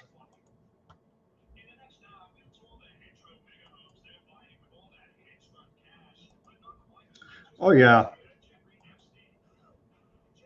The only way they could do this is to have, quote, authorities involved, all part of secret societies, all part of the occult. Dr. Oz, Mr. TV Doctor Man. Turns out Dr. Oz, was he? He's the head of Medicare now. Getting rid of all that fraud, right? Well, it turns out Dr. Oz invited then convicted sex offender Jeffrey Epstein to his Valentine's Day party. By the way, happy Valentine's Day tomorrow for you. 8 years after Epstein's conviction. And so Dr. Oz didn't see a problem with it, inviting him to his Valentine's Day party. There you go. Glad he's running the CMS, right? A judge has ordered Leslie Wexner to testify in a lawsuit filed by a former Ohio State student who said they were sexually assaulted decades ago by a campus doctor and that the university didn't stop it. That's according to a report out of NBC News. There was an operation started against Jeffrey Epstein called Operation Stolen Globe, which sounds like they very well know there is a group of men colluding to take over the entire world, and Epstein is the point man. Someone allegedly was attempting to extort Epstein and had said they had evidence that they were going to turn over if he didn't pay up. Our meeting on Thursday, December 17th, Miami, to discuss Operation Stolen Globe and how we will handle a potential new investigation against Jeffrey Epstein or others. We would like to have FBI present for the meeting. I don't know if you want the SAC to attend or the ASAC or whomever, but certainly whichever agents would be potentially handling such an investigation should be there.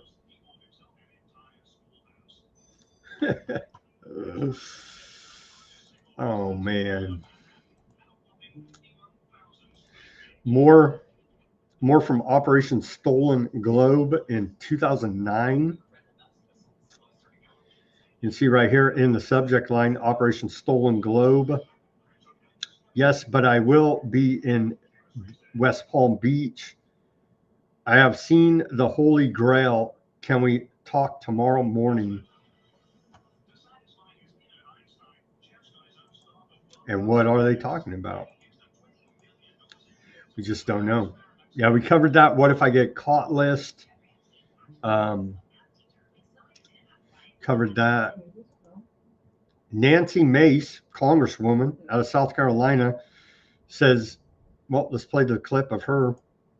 She's naming names. I think we already knew these, but Bill Gates, Leon Black, Jess Stanley, and David Copperfield.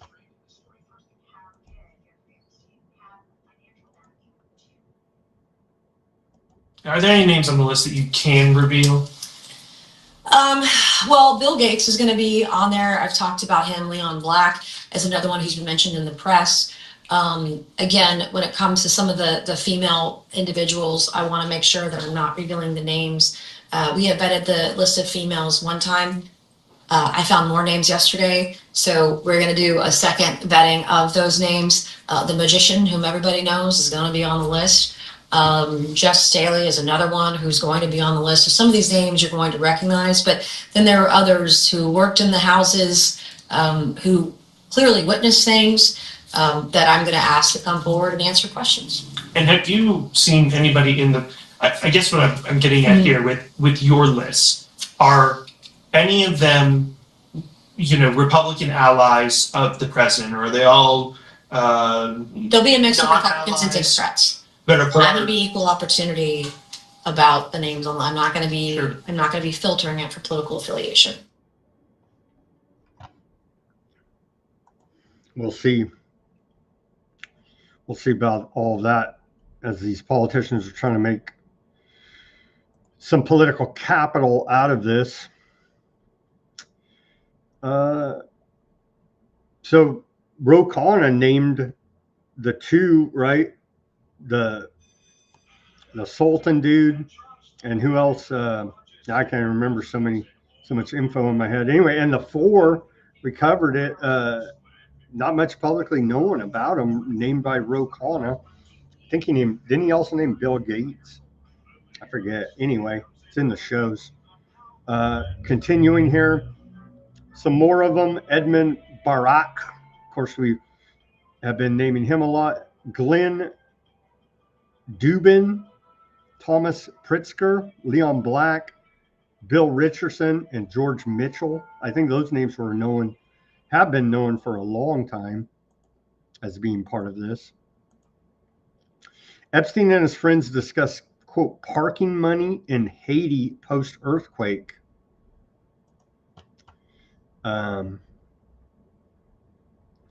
Yeah.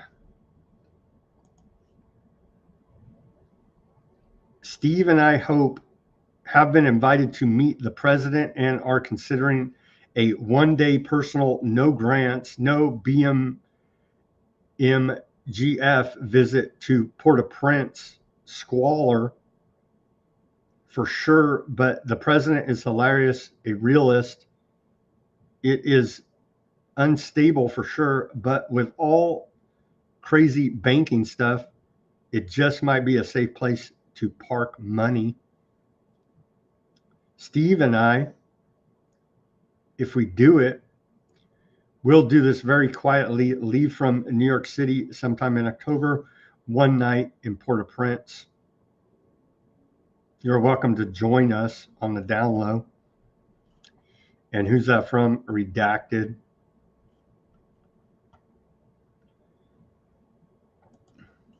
Yeah, he's also an international money launderer, we've come to learn, along with all of the, can you just say international spy, I guess, and everything that goes along with it, trafficking kids, weapons, money, laundering money, name your contraband, they're into it. You know what I mean?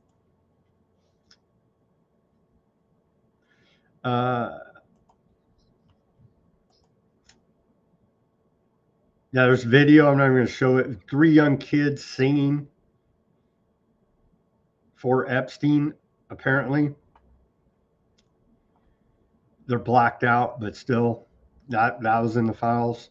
J.P. Morgan kept Jeffrey Epstein as a client for a decade, despite huge red flags. J.P. Morgan actually continued backing Epstein for more than 10 years, routinely processing massive withdrawals and large wire transfers, even after his 2008 guilty plea to soliciting prostitution from a minor. Here's a little report about that from the New York Times, failing New York Times. Remember their head guy resigned, the publisher.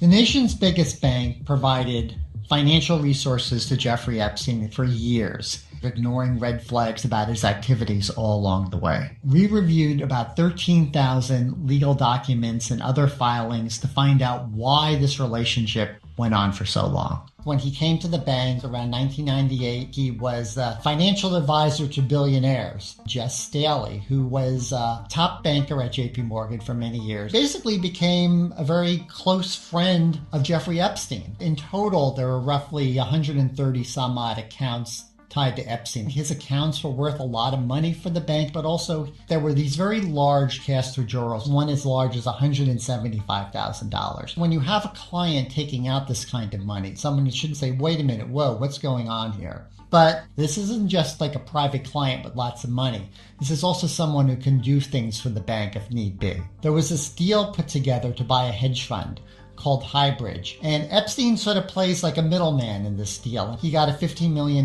fee, and it sort of cemented his value. 2005 becomes a pivotal year. Down in Florida, the parents of a 14-year-old girl file a police complaint saying Epstein sexually abused their daughter. At this point in time already, he withdrew about $1.7 million from the bank. Staley vouches for Epstein mainly by saying, look, it's outrageous to think that he'd be with teenage girls. By 2008, Epstein pleads guilty to a single charge of soliciting prostitution for a teenage girl. So the bank obviously has a quandary here. No one wants to buck Staley, so he ends up staying. Epstein is pleading guilty. He's still essentially running his sex trafficking operation. Wire transfers are still going through the bank. There's still cash withdrawals. The bank is still noticing them. By the end of 2010, Epstein is close to getting out of jail. Staley at this point is starting to be seen as the potential heir apparent to Jamie Dimon, the CEO. They extend an additional $50 million some odd in trading credits for Epstein. By 2011, the general counsel of the bank wanted to exit him. Epstein remains as a client. If you go to JP Morgan, they'll tell you it's only because of Staley. But also, if they felt strongly enough it was a reputational risk,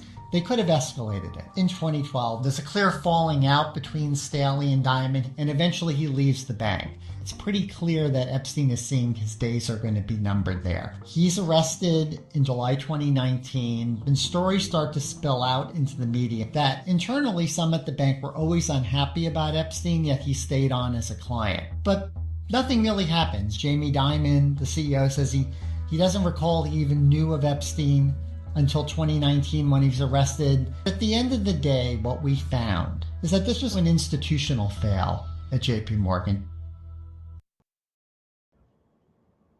It's more than an institutional fail. They knew damn well what's going on there at JP Morgan. Steven Pinker filmed on jet with Epstein. What else? Clips show Epstein with Canadian cognitive psychologist Steven Pickner on Lolita Express, i.e. mind control doctor. One accident video captures them mid-flight, and Picker's Reddit Ask Me Anything photo from 2012 shows him wearing the same shirt. Also spotted Epstein with former French Minister Jack Lang. He was forced. He did resign there. I think he's under investigation in France. Well, Jack Lang. No hard evidence of wrongdoings, but Epstein loved embedding himself in elite academic and cultural circles. Yeah, not much, just linking them up. You know what I mean? They're there together. Yeah. I don't recall anything, right? Jamie Dimon's answer. More footage. There's clips of the island. For what? It don't show much, just like clips of the island. Documented Epstein files claim leader. This is kind of a big one. Leaders of Ashley Madison website run a prostitution and child molesting and sex trafficking syndicate. The same document describes ham radio technology being used to communicate with and harass Epstein in prison. It states that driving people to commit suicide is a common practice with these transmitters.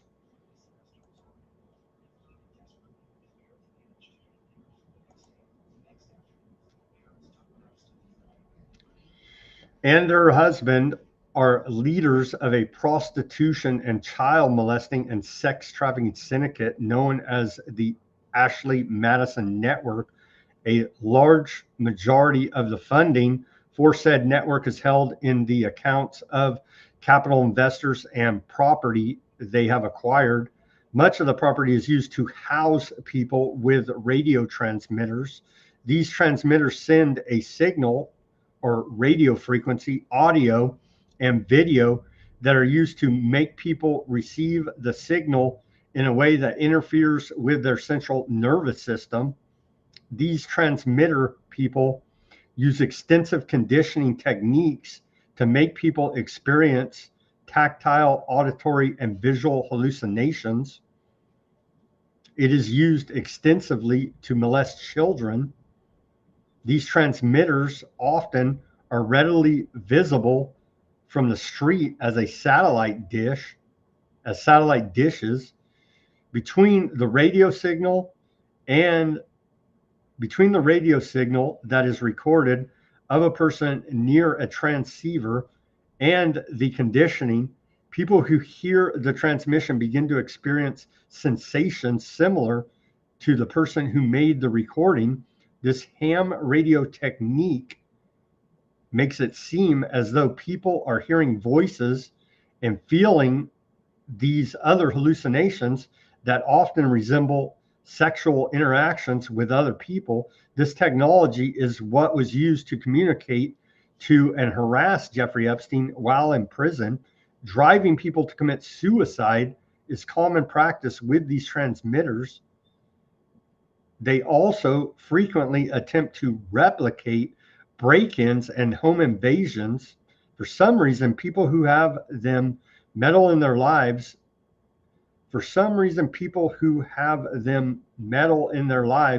Of others and attempt to cause as much harm as possible. Sounds like what they do to targeted individuals.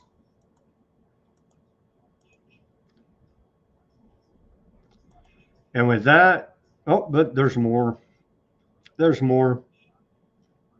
Bannon, back to Bannon, the great right-wing populist America First leader, Mr. I'm going to remake Epstein's image after he's convicted pedophile. That Steve Bannon, sloppy Steve, according to Trump.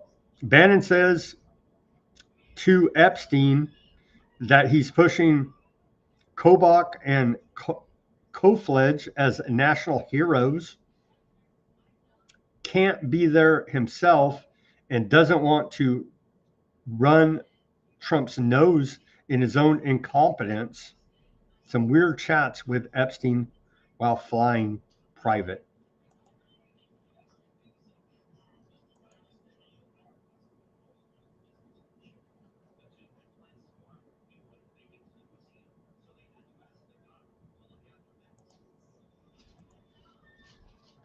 Bannon sends Epstein a video of Roger Stone attacking him and Jeffrette Clinton pimp. Epstein brushes it off and quickly pivots to scheduling a breakfast for the two. It's there. Sloppy Steve Bannon. Yeah, they're controlling all sides, you see. Ms. Denver say sounds like the opposite of MK Ultra Monarch program. Instead of channeling people into leadership roles, the roles of icons, they do the opposite, like shadow ban and harassments and lawfare prosecution. Yeah, does sound like that. Alan Dershowitz, we got to play this clip. Alan Dershowitz, Epstein's lawyer, who only got massages, right? He says, in his underwear, admitted that Rothschild was Epstein's introducer, claiming she's the one who connected him to Bill Clinton.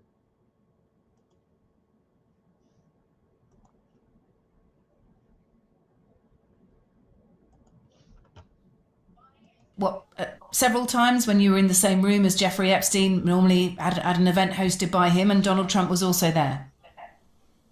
I think on one occasion, when he invited the people for the astronaut, a woman named Lynn Forrester, who then became Lady Rothschild, introduced everybody to Jeffrey Epstein. She was his introducer. She introduced me to Epstein, told me that he was contributing to Harvard. She introduced Bill Clinton to Jeffrey Epstein. I don't know whether she had any role in introducing Donald Trump, but she was the introducer. She was the person who facilitated Epstein's contacts with lots and lots of people, including Nobel Prize winners. I used to go to a seminar at lunch where...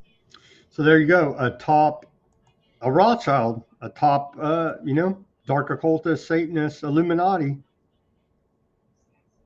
Right there. Well, they say in the comments a little bit here, Max says Bush knew. Hell yeah, Bush knew. Bush is part of it. Says there's fourth dimensional media dimension. I don't know what that means. Adela had a spinner beanie. That was a comment from Mac. Okay, more Epstein here. 2019, July 2nd, a BOP memo shows, Board of Prison memo shows Epstein's cellmate, Nicholas Tartaglione, had a contraband cell phone. The man, ex-cop, quadruple murderer, self-proclaimed hater of child predators, call history redacted. Epstein arrives at MCC July 6th. July 23rd, Epstein found strangled, blames Tartaglione. Why pair the most high-profile inmate with a killer who had secret comms days earlier? And how does a life sentence guy get a phone in a federal lockup? Well, that's easy. The guards are smuggling in the contraband. The phone, right?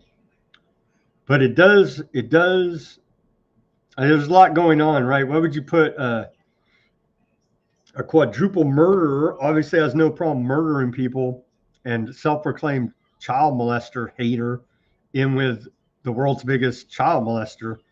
You know what I mean? Like, that's not how it works unless they want plausible deniability for his murder. They actually want him to get murdered. There's all kinds of different ways they could use this, spin this. But yeah. Why does no one at the Bureau of Prisons get in trouble? Because obviously they should have never put that murderer and Epstein, probably he's a murderer too, but this guy on those charges at that time, right? They should have never been in the same cell, but yet there they were.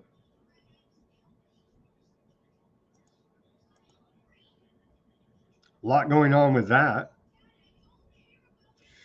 A December 2018 email, Larry Summers asks whether Epstein will be visiting Mar-a-Lago and mentions a call to discuss further, while Epstein notes he is in Palm Beach all weekend. 2018.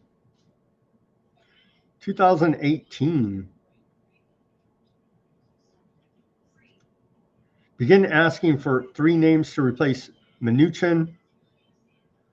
We'll call tonight or at some point. Will you be visiting Mar-a-Lago? I'm in Palm Beach all weekend. Epstein told Larry Summers there. I guess Larry Summers he's on sabbatical from Harvard now. I haven't seen where he's been fired or resigned even. FBI intake report, another one. And these are all, they discredit them all. They say, oh, those are just crazy people calling in. And the FBI never even investigates some pretty heinous crimes being reported here. FBI intake report names Trump and Epstein a quote unverified tip, and they like to leave them unverified that way. Plausible deniability, right?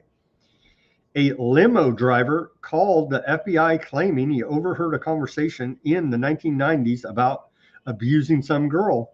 Then he relayed a secondhand story where an unnamed person said she was raped by Epstein and Trump. The report says that the alleged victim later died by gunshot wound, but that's just what the caller claimed.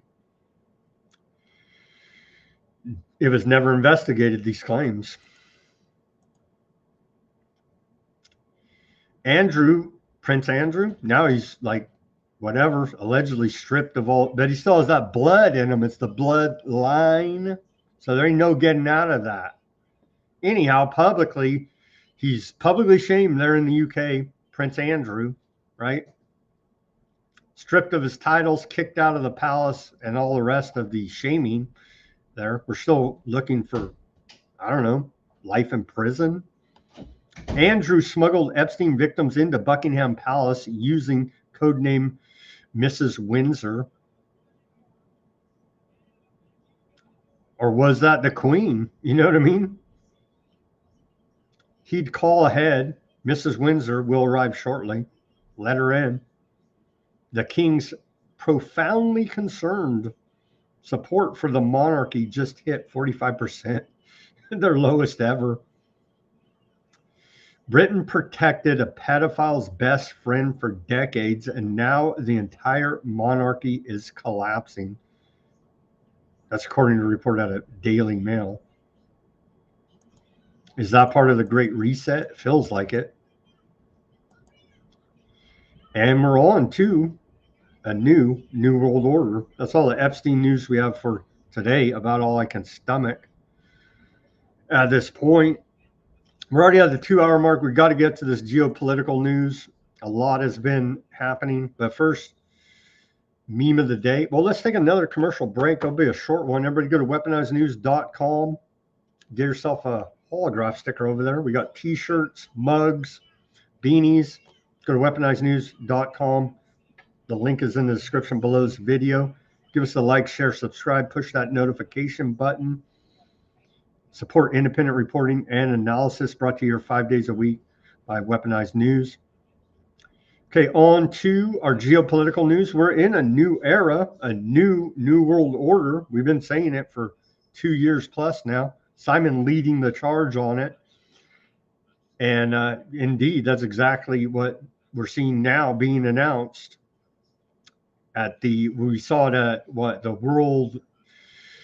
at Davos, the World Economic Forum. We've seen them talking about it at the World Government Summit. Now we're seeing them talk about it at the Munich Security Conference as well.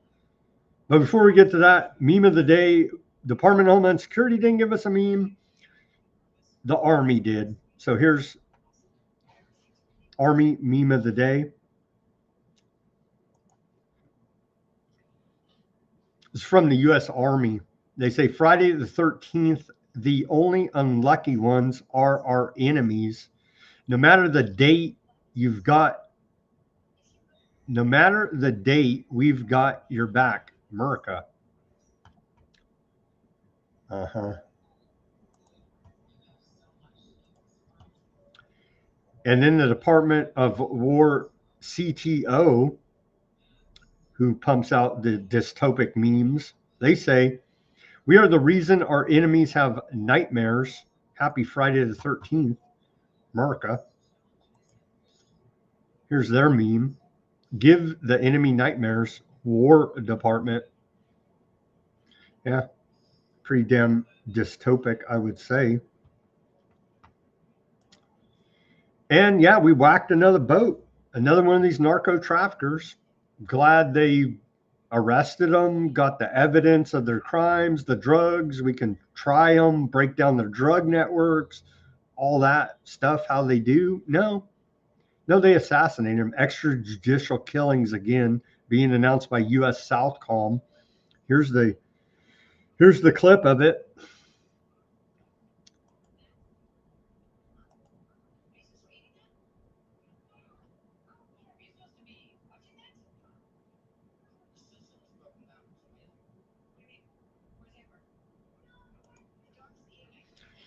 Yeah, it's kind of concerning. They could whack you and I same way and just say, yeah, we're narco terrorists. You know what I mean?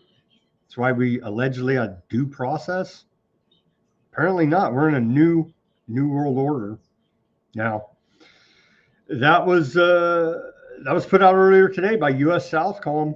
They say Joint Task Force Southern Spear conducted a lethal kinetic strike on a vessel operated by designated terrorist organizations. Intelligence confirmed the vessel was transiting along known narco trafficking routes in the Caribbean and was engaged in narco trafficking operations. 3 narco terrorists were killed during this action. No U.S. military forces were harmed. It'd be nice, if we had some evidence and some charges against these guys instead of just whacking them. And again, last time I checked, the penalty for drug trafficking is not death.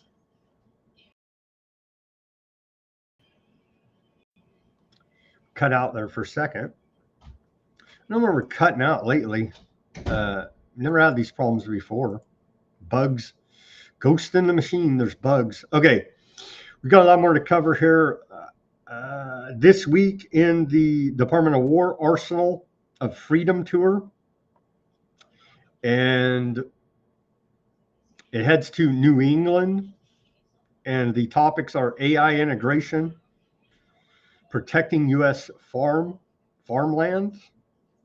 So it's essentially Pete Hegseth going around to the military industrial complex company saying, hey, we want to buy all of your death making machines, whatever they may be, and how wonderful it all is. And that's what the Arsenal of Freedom tour amounts to.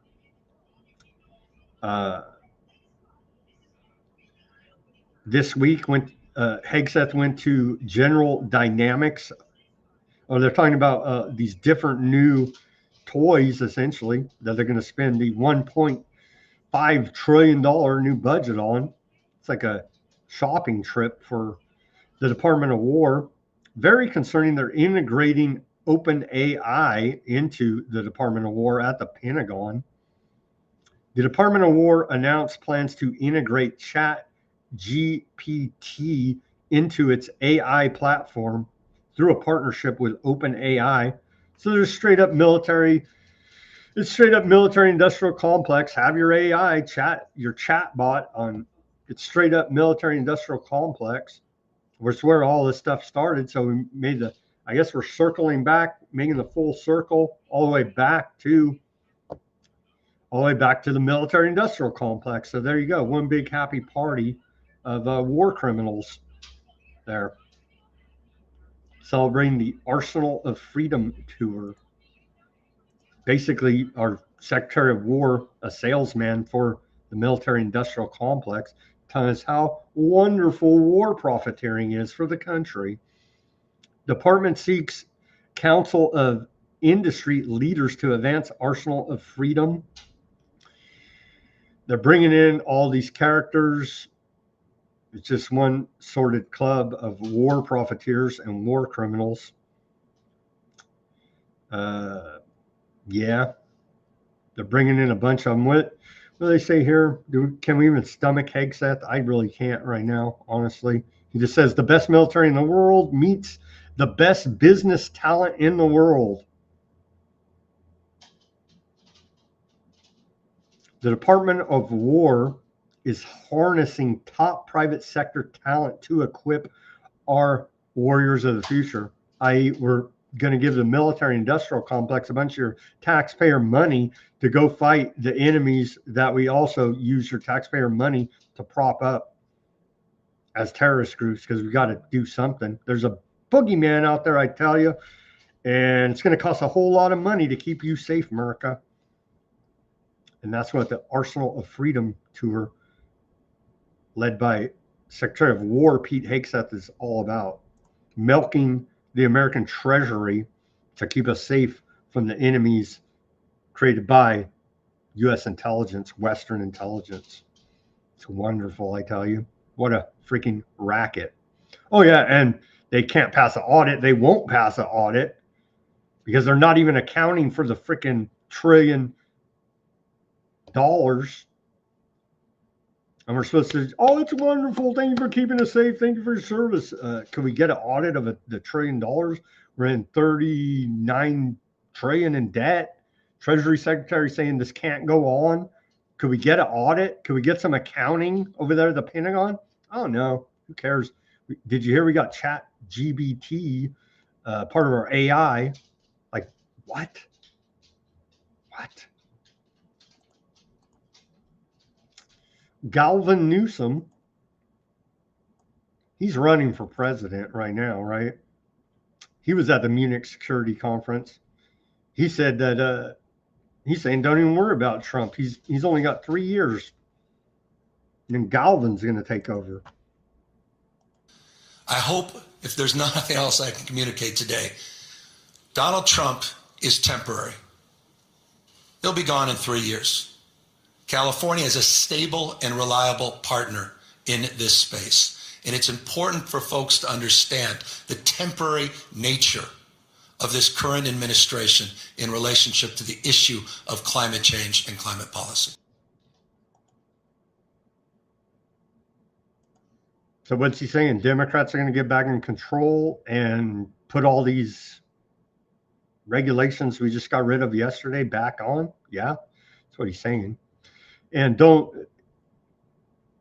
he doesn't want his carbon markets all screwed up, which is going to do, which he's heavily invested here in California, all that racketeering operation. Here's AOC was over there. She is accusing Donald Trump and Vladimir Putin of being part of a worldwide conspiracy to usher in a new world order dominated by authoritarian leaders. I'd say she's probably half right here.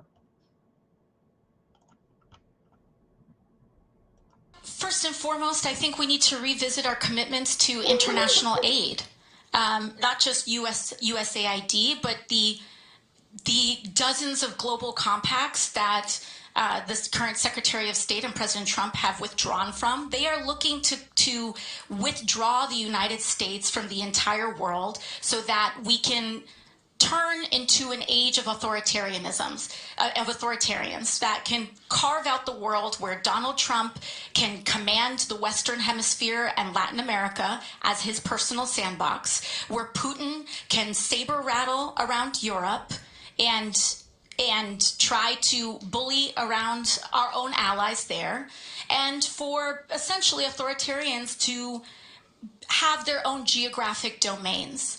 And it actually is the Trans-Pacific Partnership. It is our global alliances that can be a hard stop against authoritarian consolidation of power, particularly in the installation of regional puppet governments.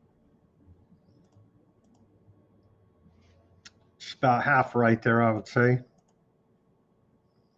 So you got your choice of, well, they've already told us that the old world order, the new world order is over. Here's a UN Michael Waltz, U.S. ambassador to the UN, giving him a MUNGA hat, make the UN great again, at the Munich Security Conference. Take a look at this.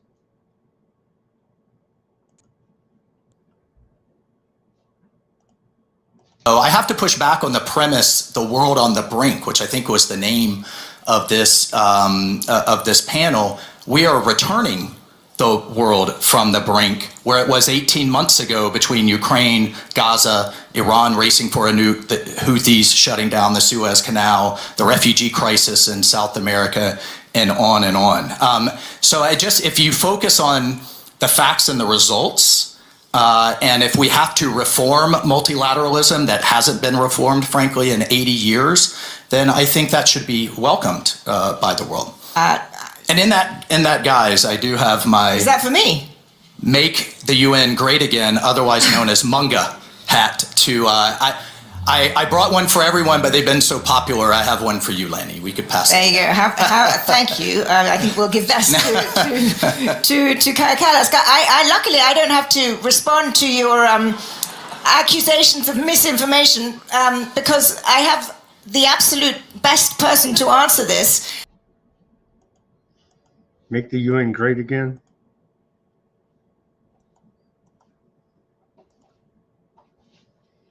Here's Germany's Chancellor Merz says the international order based on rights and rules no longer exists.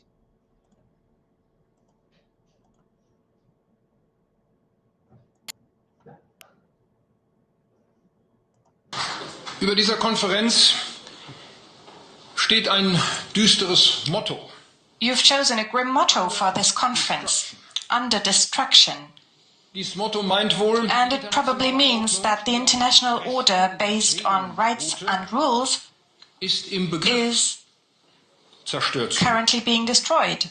Ich fürchte, but I'm afraid wir müssen es noch we have to put it in even harsher terms. Diese Ordnung, this order, so unvollkommen as sie flawed zu ihren besten as it has been even in its heyday, sie gibt es no so longer exists. Und wir? There you go. The New World Order, as is formerly known, is over. Chancellor Germany said it. Mark Carney said it. They're all saying it. Little Marco's saying it. We've been saying it for the last 2 years here. I found this one funny just to throw in there. So the Olympics are going on right now in Italy, right? They sold out of Nazi shirts there in Italy. It's ridiculousness. UK Telegraph, Nazi Olympics T-shirts sell out. And of course, this is when they had the Olympics there in Nazi Germany, the Summer Olympics. And so big fans, I guess, they're in Italy at the Olympics, bought all these Nazi Olympic shirts. The IOC defends heritage shirt celebrating games used by Hitler to promote the idea of Aryan supremacy. Didn't old what the heck's his name, Jesse Owens, go over there and win the black track athlete for America? Went over there and won a bunch of track events, I do believe there. Okay, here's little Marco telling us we're in a new era. The old world is gone. Indeed. The world is changing very fast right in front of us. The old world is gone, frankly, the world I grew up in, and we live in a new era of geopolitics, and it's going to require all of us to sort of re-examine what that looks like and what our role is going to be. And we've had many of these conversations in private with many of our allies. We are our allies. And we need to continue to have those conversations. And I think Saturday, hopefully, and the meetings we'll have there will move us in that direction. The world is.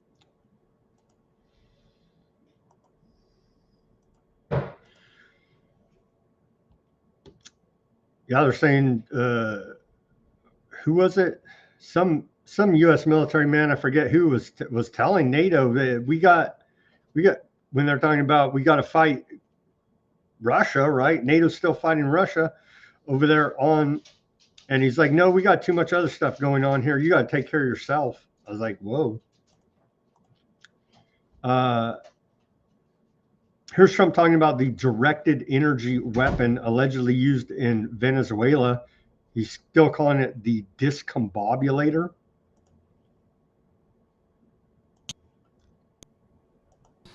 Unbelievable operation, but that was a smaller operation. But it was so precise, so incredible. Nobody thought a thing like that could happen. They even talk about the discombobulator because they never got a shot off. The Russian equipment didn't work. The Chinese equipment didn't work. Everyone's trying to figure out why it didn't work. Someday you're going to find out. But it didn't work.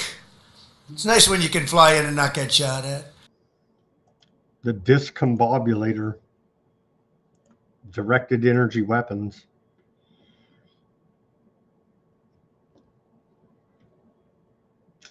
When asked about Venezuela, the reporter asked, will you be recognizing Dulce Rodriguez's government as the official government of Venezuela?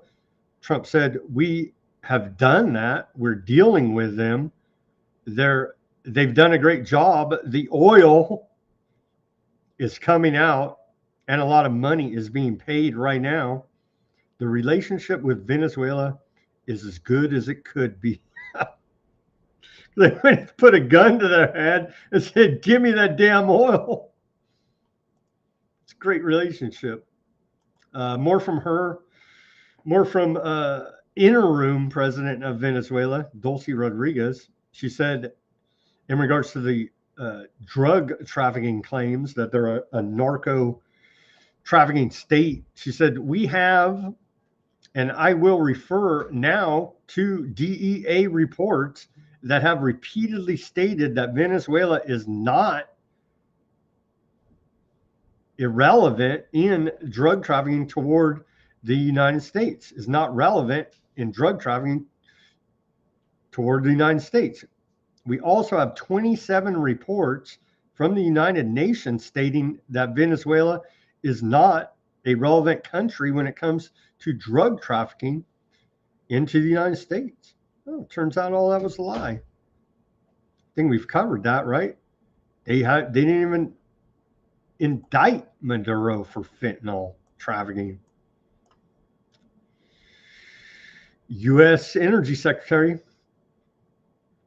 Chris Wright is there taking a tour of oil facilities that Chevron is going to take over.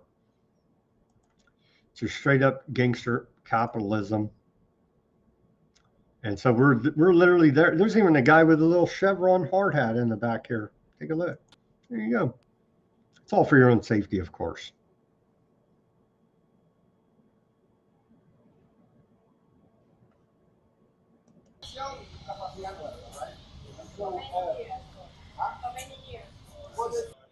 Probably not get much out of that video. It's just, America's there saying, telling them what to do. Japan has jumped in the piracy game here now. Following U.S. lead, apparently. Japan says it seized Chinese vessel amid tensions with Beijing. According to a report out of BBC, Japanese authorities say they have seized a Chinese fishing vessel that tried to flee when ordered to stop for an inspection. At least they didn't drone them and just say, well, they were trafficking narcotics. There were 11 people on board, including a captain. Japanese authorities seized the vessel. So they said it was threatening. So Japan following the U.S. lead as pirates of the high sea. The United Nations approves and appoints a new independent international scientific panel on artificial intelligence. 117 countries signed on to the new panel. The United States and Paraguay voted no and did not.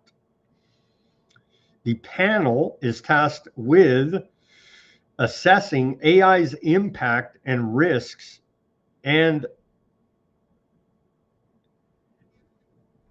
tasked with producing scientific reports to tell us all about it. So we'll keep track and report back to you from the United Nations on the impacts of artificial intelligence there. America won't be part of it, apparently. Russia, Ukraine, we're still waiting for a ceasefire promised by Trump, or actually an end to the war, peace. Here's Trump when asked earlier today about what's going on there with Russia, Ukraine, peace. To hold elections before summer. Well, Zelensky's going to have to get moving. Russia wants to make a deal, and Zelensky's going to have to get moving. Otherwise, he's going to miss a great opportunity. He has to move. They're allegedly still negotiating. Now Germany's taken over. I guess it is a new world order. Germany is now the biggest supporter of Ukraine. So it's back to World War II, though, really, right? Germany against Russia. We are now the biggest supporter of Ukraine, German ambassador said at the Munich Security Conference. So, yeah, U.S. is sending its largest warship to the Middle East as the war drums continue to beat. Seems like they're kind of pissed off about that display of burning the effigy of Baal over there. And they're doing the USS Gerald Ford to join another aircraft carrier and 9 other warships right there off the coast of Iran. Iran's crackdown is now targeting its own politicians. Killing thousands of protesters created a fracture in the government's political system. And now they're going after anybody they think may have aided the enemy in that most recent attempt of regime change there in Iran.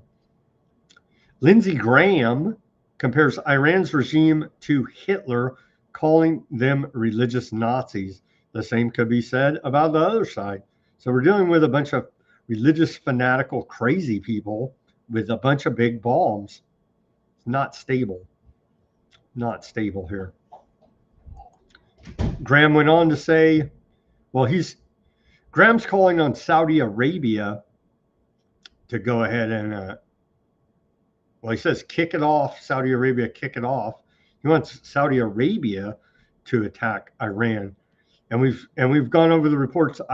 Saudi Arabia has backed off a little bit of their hate of Iran here now. Allegedly, Sunni, what's the other one? Muslims, their fight, and of course, it's really for power and control in the region. The Sunnis and the Shias, right? Anyhow, but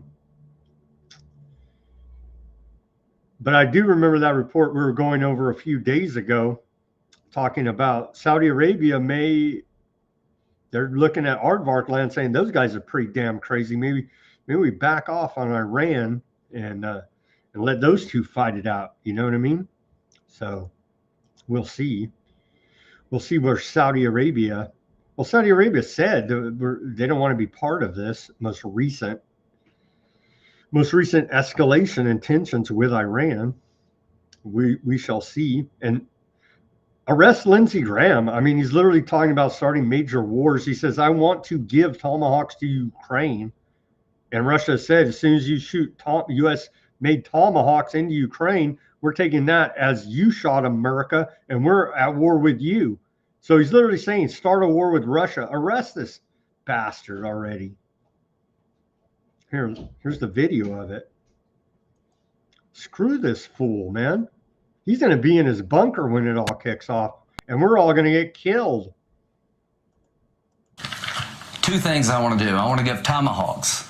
I want the U.S. to supply tomahawks to reach out and hurt the infrastructure that he counts on to build the drones and all the other stuff. I want to change the military. Yeah, and again, Russia said you do that, and we're going to take it as if the U.S., we're declaring war on America. And so that's what he's saying, essentially, here. F you, Lindsey Graham. He wants America to start a war with Russia, straight up. No more proxy. Nancy Pelosi, how's she even still alive, but somehow she is. We'll play the clip because, of course, Bayer, the Nazi pharmaceutical company, is sponsoring, amongst other criminal organizations, this talk with Nancy Pelosi at Politico, right? Just no shame, no shame. Bayer and also they picked up the slack for Monsanto with their glyphosate, right? Is there a way to sort of bring about the regime falling without using American force, I guess is the question there. Well, use economic forces. Yeah. Use economic forces. There are ways that could cripple their economy. And some of that has been in the works. It does feel very tenuous, though, the regime there, more than it has in a long time. I agree with you. Yeah. I agree with you. But again, it's not about a threat from war. Hopefully, it's more about just make their economy, weaken their economy, and that weakens the support they do have. Because they do have support in the rural areas and the more conservative imams and all the rest of that. Yeah. But we have to make them feel the pain. Saying make the people suffer there through economic sanctions, which are an act of war.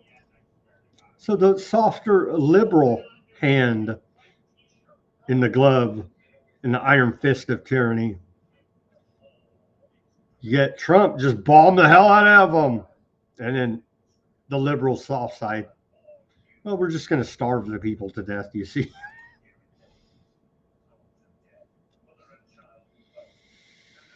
Here's Trump on Iran earlier today, as we're still waiting with all kinds of military over there, 2 aircraft carriers, all kind of battleships, military bases all over the place.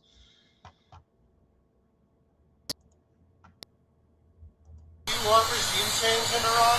Well, it seems like that would be the best thing that could happen.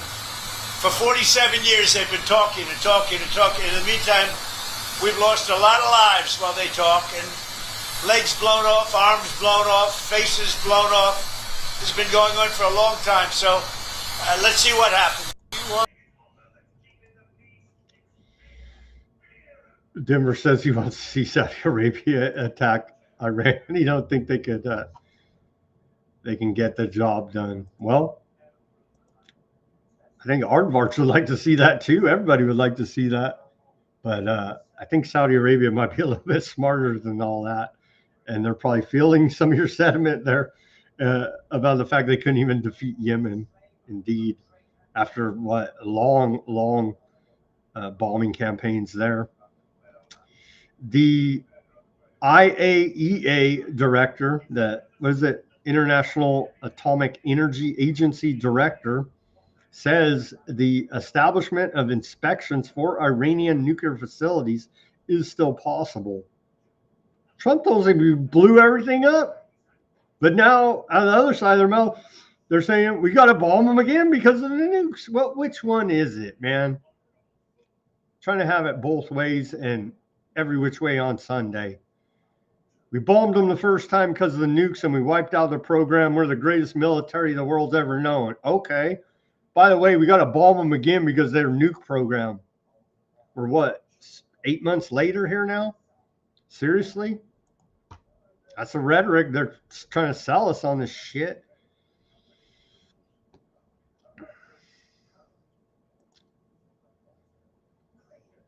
$5,700 plus ISIS detainees moved to Iraq. U.S. forces wrapped up a 23-day mission transferring more than 5,700 male ISIS detainees from northeastern Syria to Iraqi custody. CENTCOM says the move helps prevent any ISIS comeback.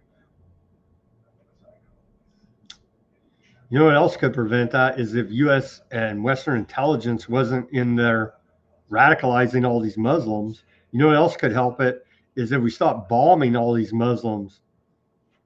Just saying. That could also help preventing ISIS from reforming. Stop funding them, stop arming them. I don't know. Just a few off the top of the head suggestions about how we can stop ISIS from reforming. Iran staged a mock execution of President Trump. Meanwhile, Trump's got 2 aircraft carriers and strike groups sitting right there off their coast. Here's Iran's mock execution of Trump.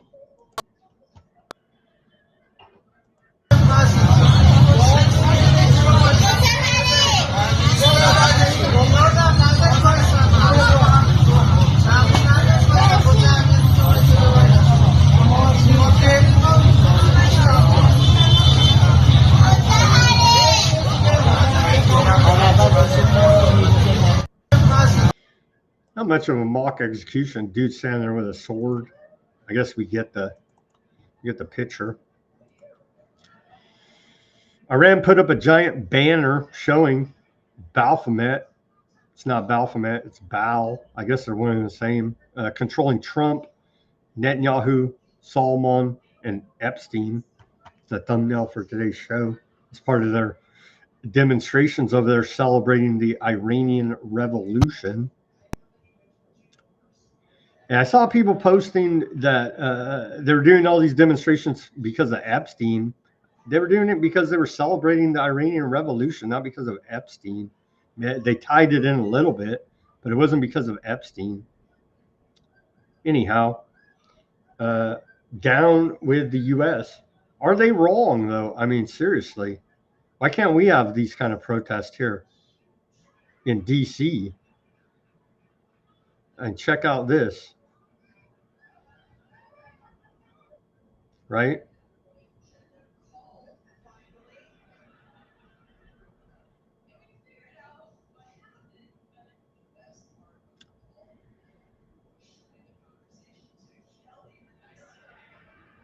Pretty graphic out of Iran. Trump said that Aardvark land president should be ashamed of himself for not pardoning Netanyahu. We covered at the beginning on this day, Aardvark land first police recommended him for being indicted for corruption, bribery, for being an all-around great Aardvark. And Herzog's reply to Trump, he's been constantly calling for Netanyahu to be pardoned. Herzog, Aardvark president, said, "To the best of my recollection, I am the president of Aardvark land." Is he, though? Says he is. He's not given a pardon to Netanyahu.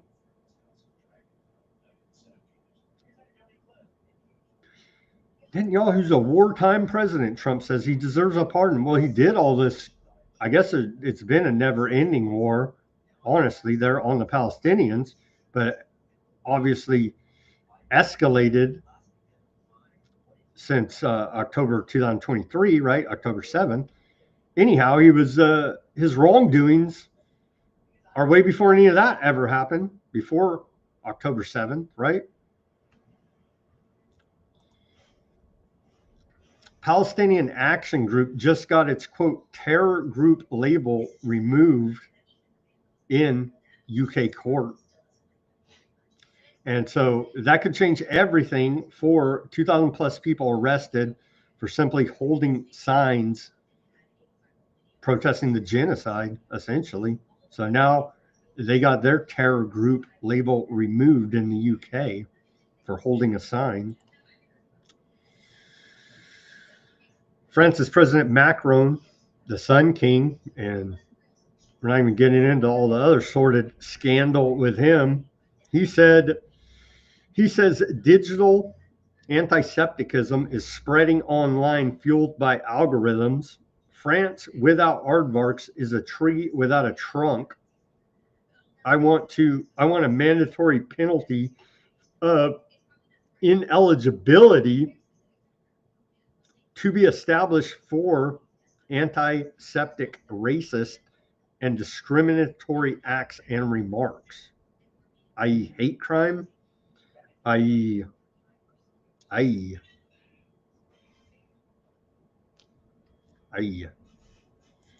They're turning the screws like we said they would, and we saw it coming from a mile away after being through the whole bat debacle. And now they're openly saying it all over the place. You can't even use the Z word now, right? They're trying to push that out there. Oh yeah, they're censoring everything and got surveillance on everything. And but they're the good guys, you see. That's why. They're the good guys. Here's Alan Dershowitz. This is a fire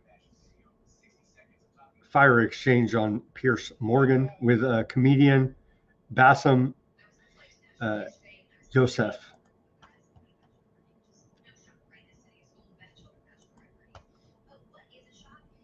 I mean, the evidence is there that he is actually a Russian asset. His girlfriend, Ghislaine Maxwell, was the daughter of a Mossad super spy. He was represented by you, Mr. Dershowitz, Israel's favorite lawyer, who you're also a lawyer to the Mossad, which, of course, everything you tell us will be true. Ehud Barak was at his place the whole time. He fled to Israel when he was charged with sex crimes. And he was pictured wearing an IDF shirt. He was funded by pro-Israel fanatics. He worked for the Rothschild. He donated to pro-Israel student groups. He was responsible for the Wagner's group's pro-Israel philanthropy. He supported Israel settlement projects. His friends were all Zionists. He referred to us as Goyim. He was involved in Israel diplomacy effort. He brokered security deals with Israel. And even a former Israeli intelligence officer, Ari Ben Menashe, like Mr. Ryan Grimm said, he said he ran a honeypot for Israel. So yes, of course, he was definitely a Russian spy. Makes sense. You know what? I'm by the way, Mr. Well, you're a good comedian. You're a good comedian. This is very funny. I'm actually a huge fan of yours because I have known you since the 2000s. I mean, actually, you're one of the very few lawyers who are actually known in the Middle East. It's like watching a real-life courtroom drama lawyer. There's even T-shirts with your face in it in Egypt. And I've followed you for a while. And that's why I'm here today. When they told me Mr. Dershowitz is here, I was like, I have to be here just for the gaslighting, because the level of gaslighting isn't new. For more than 2.5 years, Mr. Dershowitz and his client, Israel, have gaslighted us in front of our eyes for 2.5 years with all of the destructions and the killing that we've seen in Gaza. But according to them, it's not a genocide, it's self-defense. He told us that every dead child is not a genocide. That the it's a blood libel to call it a genocide. Interrupt you, sir. That the International Court of Justice is a fake you court, can't and lie Israel and just anti-Semitic. expect Now, silence. Mr. Jersey, please, I did not interrupt you. Don't interrupt me. I know that you're a lawyer and you do that. Objection, I'm going to interrupt you if you use the word now, genocide. Now, the Epstein files are public. People can read them. People can see the horrible stuff that you, again, are gaslighting us. In your own word, you said that he's not a pedophile because he liked 15 and 16 years old, but not 11 and 12 years old. No, I said 17 and 10 months. People can 17 and 10 you months. Can read the ages of the kids in the emails. They can read about the pizza, the ice cream, the he beef wasn't jerky. Convicted.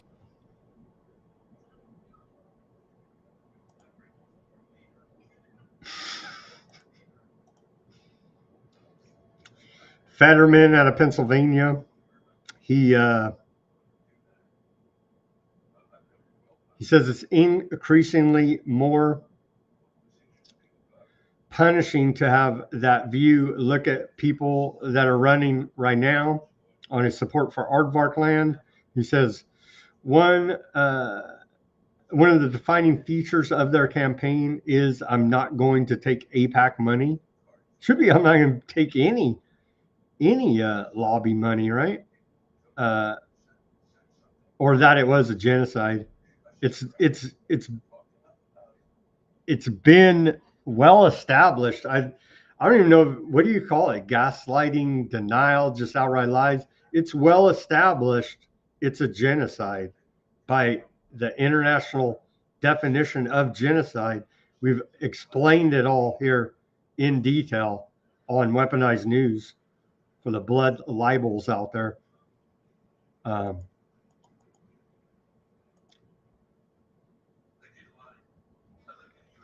They're trying to stir it up. Aardvarks prey on Jerusalem's Temple Mount as decades-old status quo begins to shift. Police are allowing limited aardvark prayer on Temple Mount. Are they getting ready to get rid of the Al-Aqsa Mosque? I don't know. Marking the most significant shift to the status quo since 1976 and stirring quiet tension on the world's most contested holy site. They got to get rid of that Al-Aqsa Mosque and build a third temple, right? So that's still all going on as well in the background with police escorts that go there to the Muslim holy site, the Dome of the Rock. Escorted by police, a group of about 25 people crossed the street to the Temple Mound, leading up to the steps of the Dome of the Rock. They climbed up a few steps toward the mosque.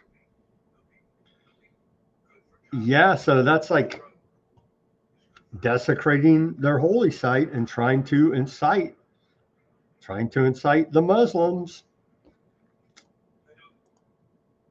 And you know, one of the biggest provocateurs over there trying to incite is old Ben Gvir, right? Ben Gvir stormed into a prison with stun grenades, forcing Palestinian detainees face down like animals, and bragged it's no all-inclusive hotel, all while pushing to mass execute them.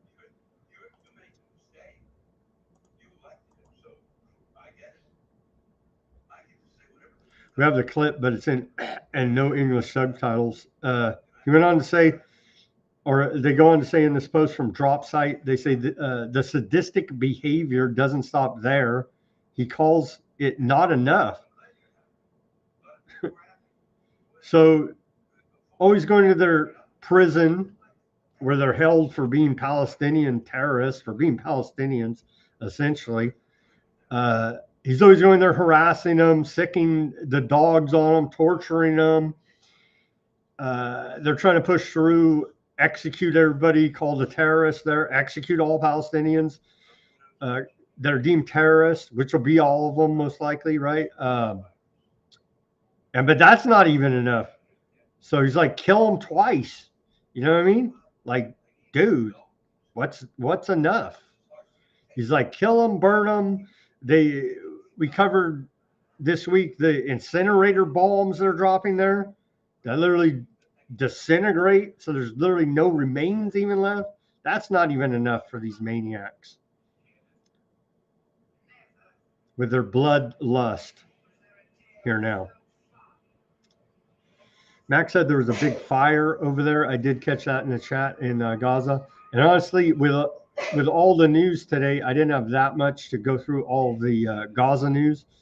But I'm pretty sure they're still attacking Lebanon and Gaza because they are every day, even though there's a ceasefire and peace in the Middle East. No, they're violating the ceasefire agreements between Lebanon and Gaza hundreds of times already. There is no ceasefire. There's no peace. There's no ceasefire. But hey, yesterday, the Board of Peace announced Aardvark land officially joined. So I guess that's good enough. Seriously, though, over the weekend, let's hope they don't attack Iran. That would be America. Don't attack Iran. Let's hope they sort out some kind of deal and don't attack Iran, start a major regional war, possible world war in all this. It's like the time's right, you know, the wag the dog, the time is right to distract from the economy and all this domestic strife. The ICE protests, the Epstein files, we got a lot to distract from here in America, a lot of domestic issues. So now would be a good time to start a war with Iran. We'll see. Let's pray for peace over there. Let's pray for peace. Now would be the time when they would do it over the weekend. Let's go to the channels quickly. Over to the Odysee.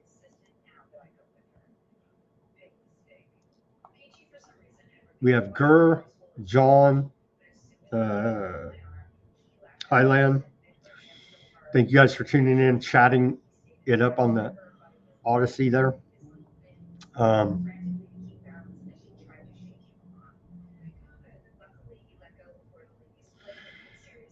There were many Allied war crimes, indeed. Firebombing Dresden and other German cities full of civilians, yeah.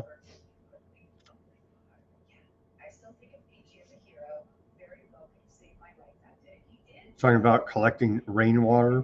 We should probably all be doing that. Of course, you got to filter it because who knows? Don Lemon and the dildos at his protest. They made a joke about that. These drug interdictions and Gaza a beta test for what is coming to us, John said on the Odysee. I believe you're right there, John. It's what it's looking like. The government might not just use weather warfare against Americans when government wants your property and assets. Indeed, they'll escalate. It's never enough for them either. Like it's never enough for Ben Gvir killing the Palestinians 1,000,000 times. You know what I mean? It'll never be enough for these maniacs. So I believe it won't be enough for the U.S. government either.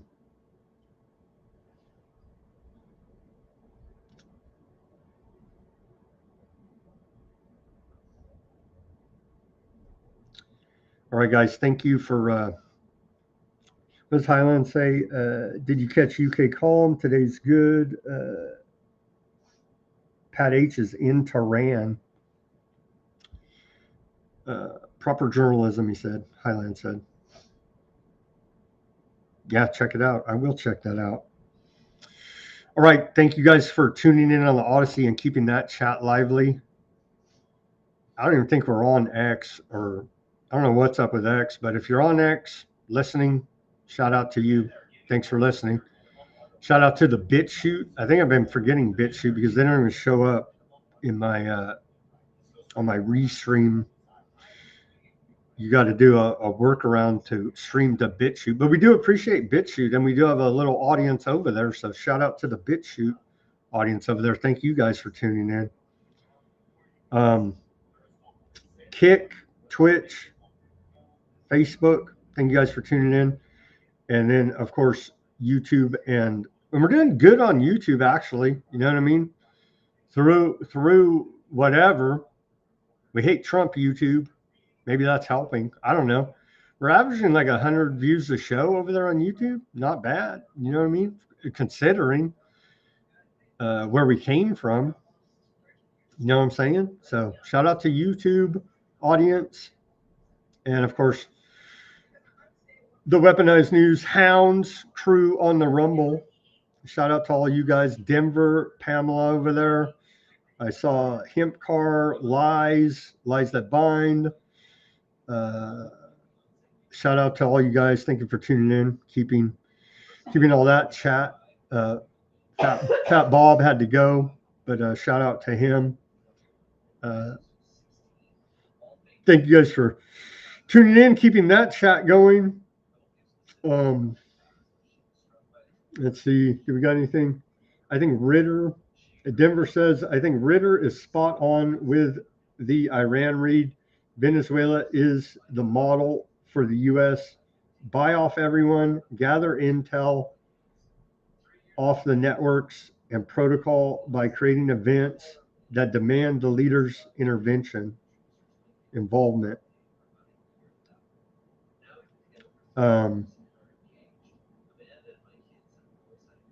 Well, yeah, they tried. That's basically what they tried to do in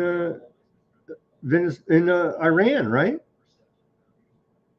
They got spies in there trying to foment and then buy off who you can, the corrupt ones, get other ones to turn for whatever reason. They hate the guy in charge. They're loyal to this other guy that wants to come in, the Shah's son, right? All kind of different reasons, right? So, yeah. Indeed, they're doing all of that, trying to do regime change in Iran right now. Still, the operation's ongoing.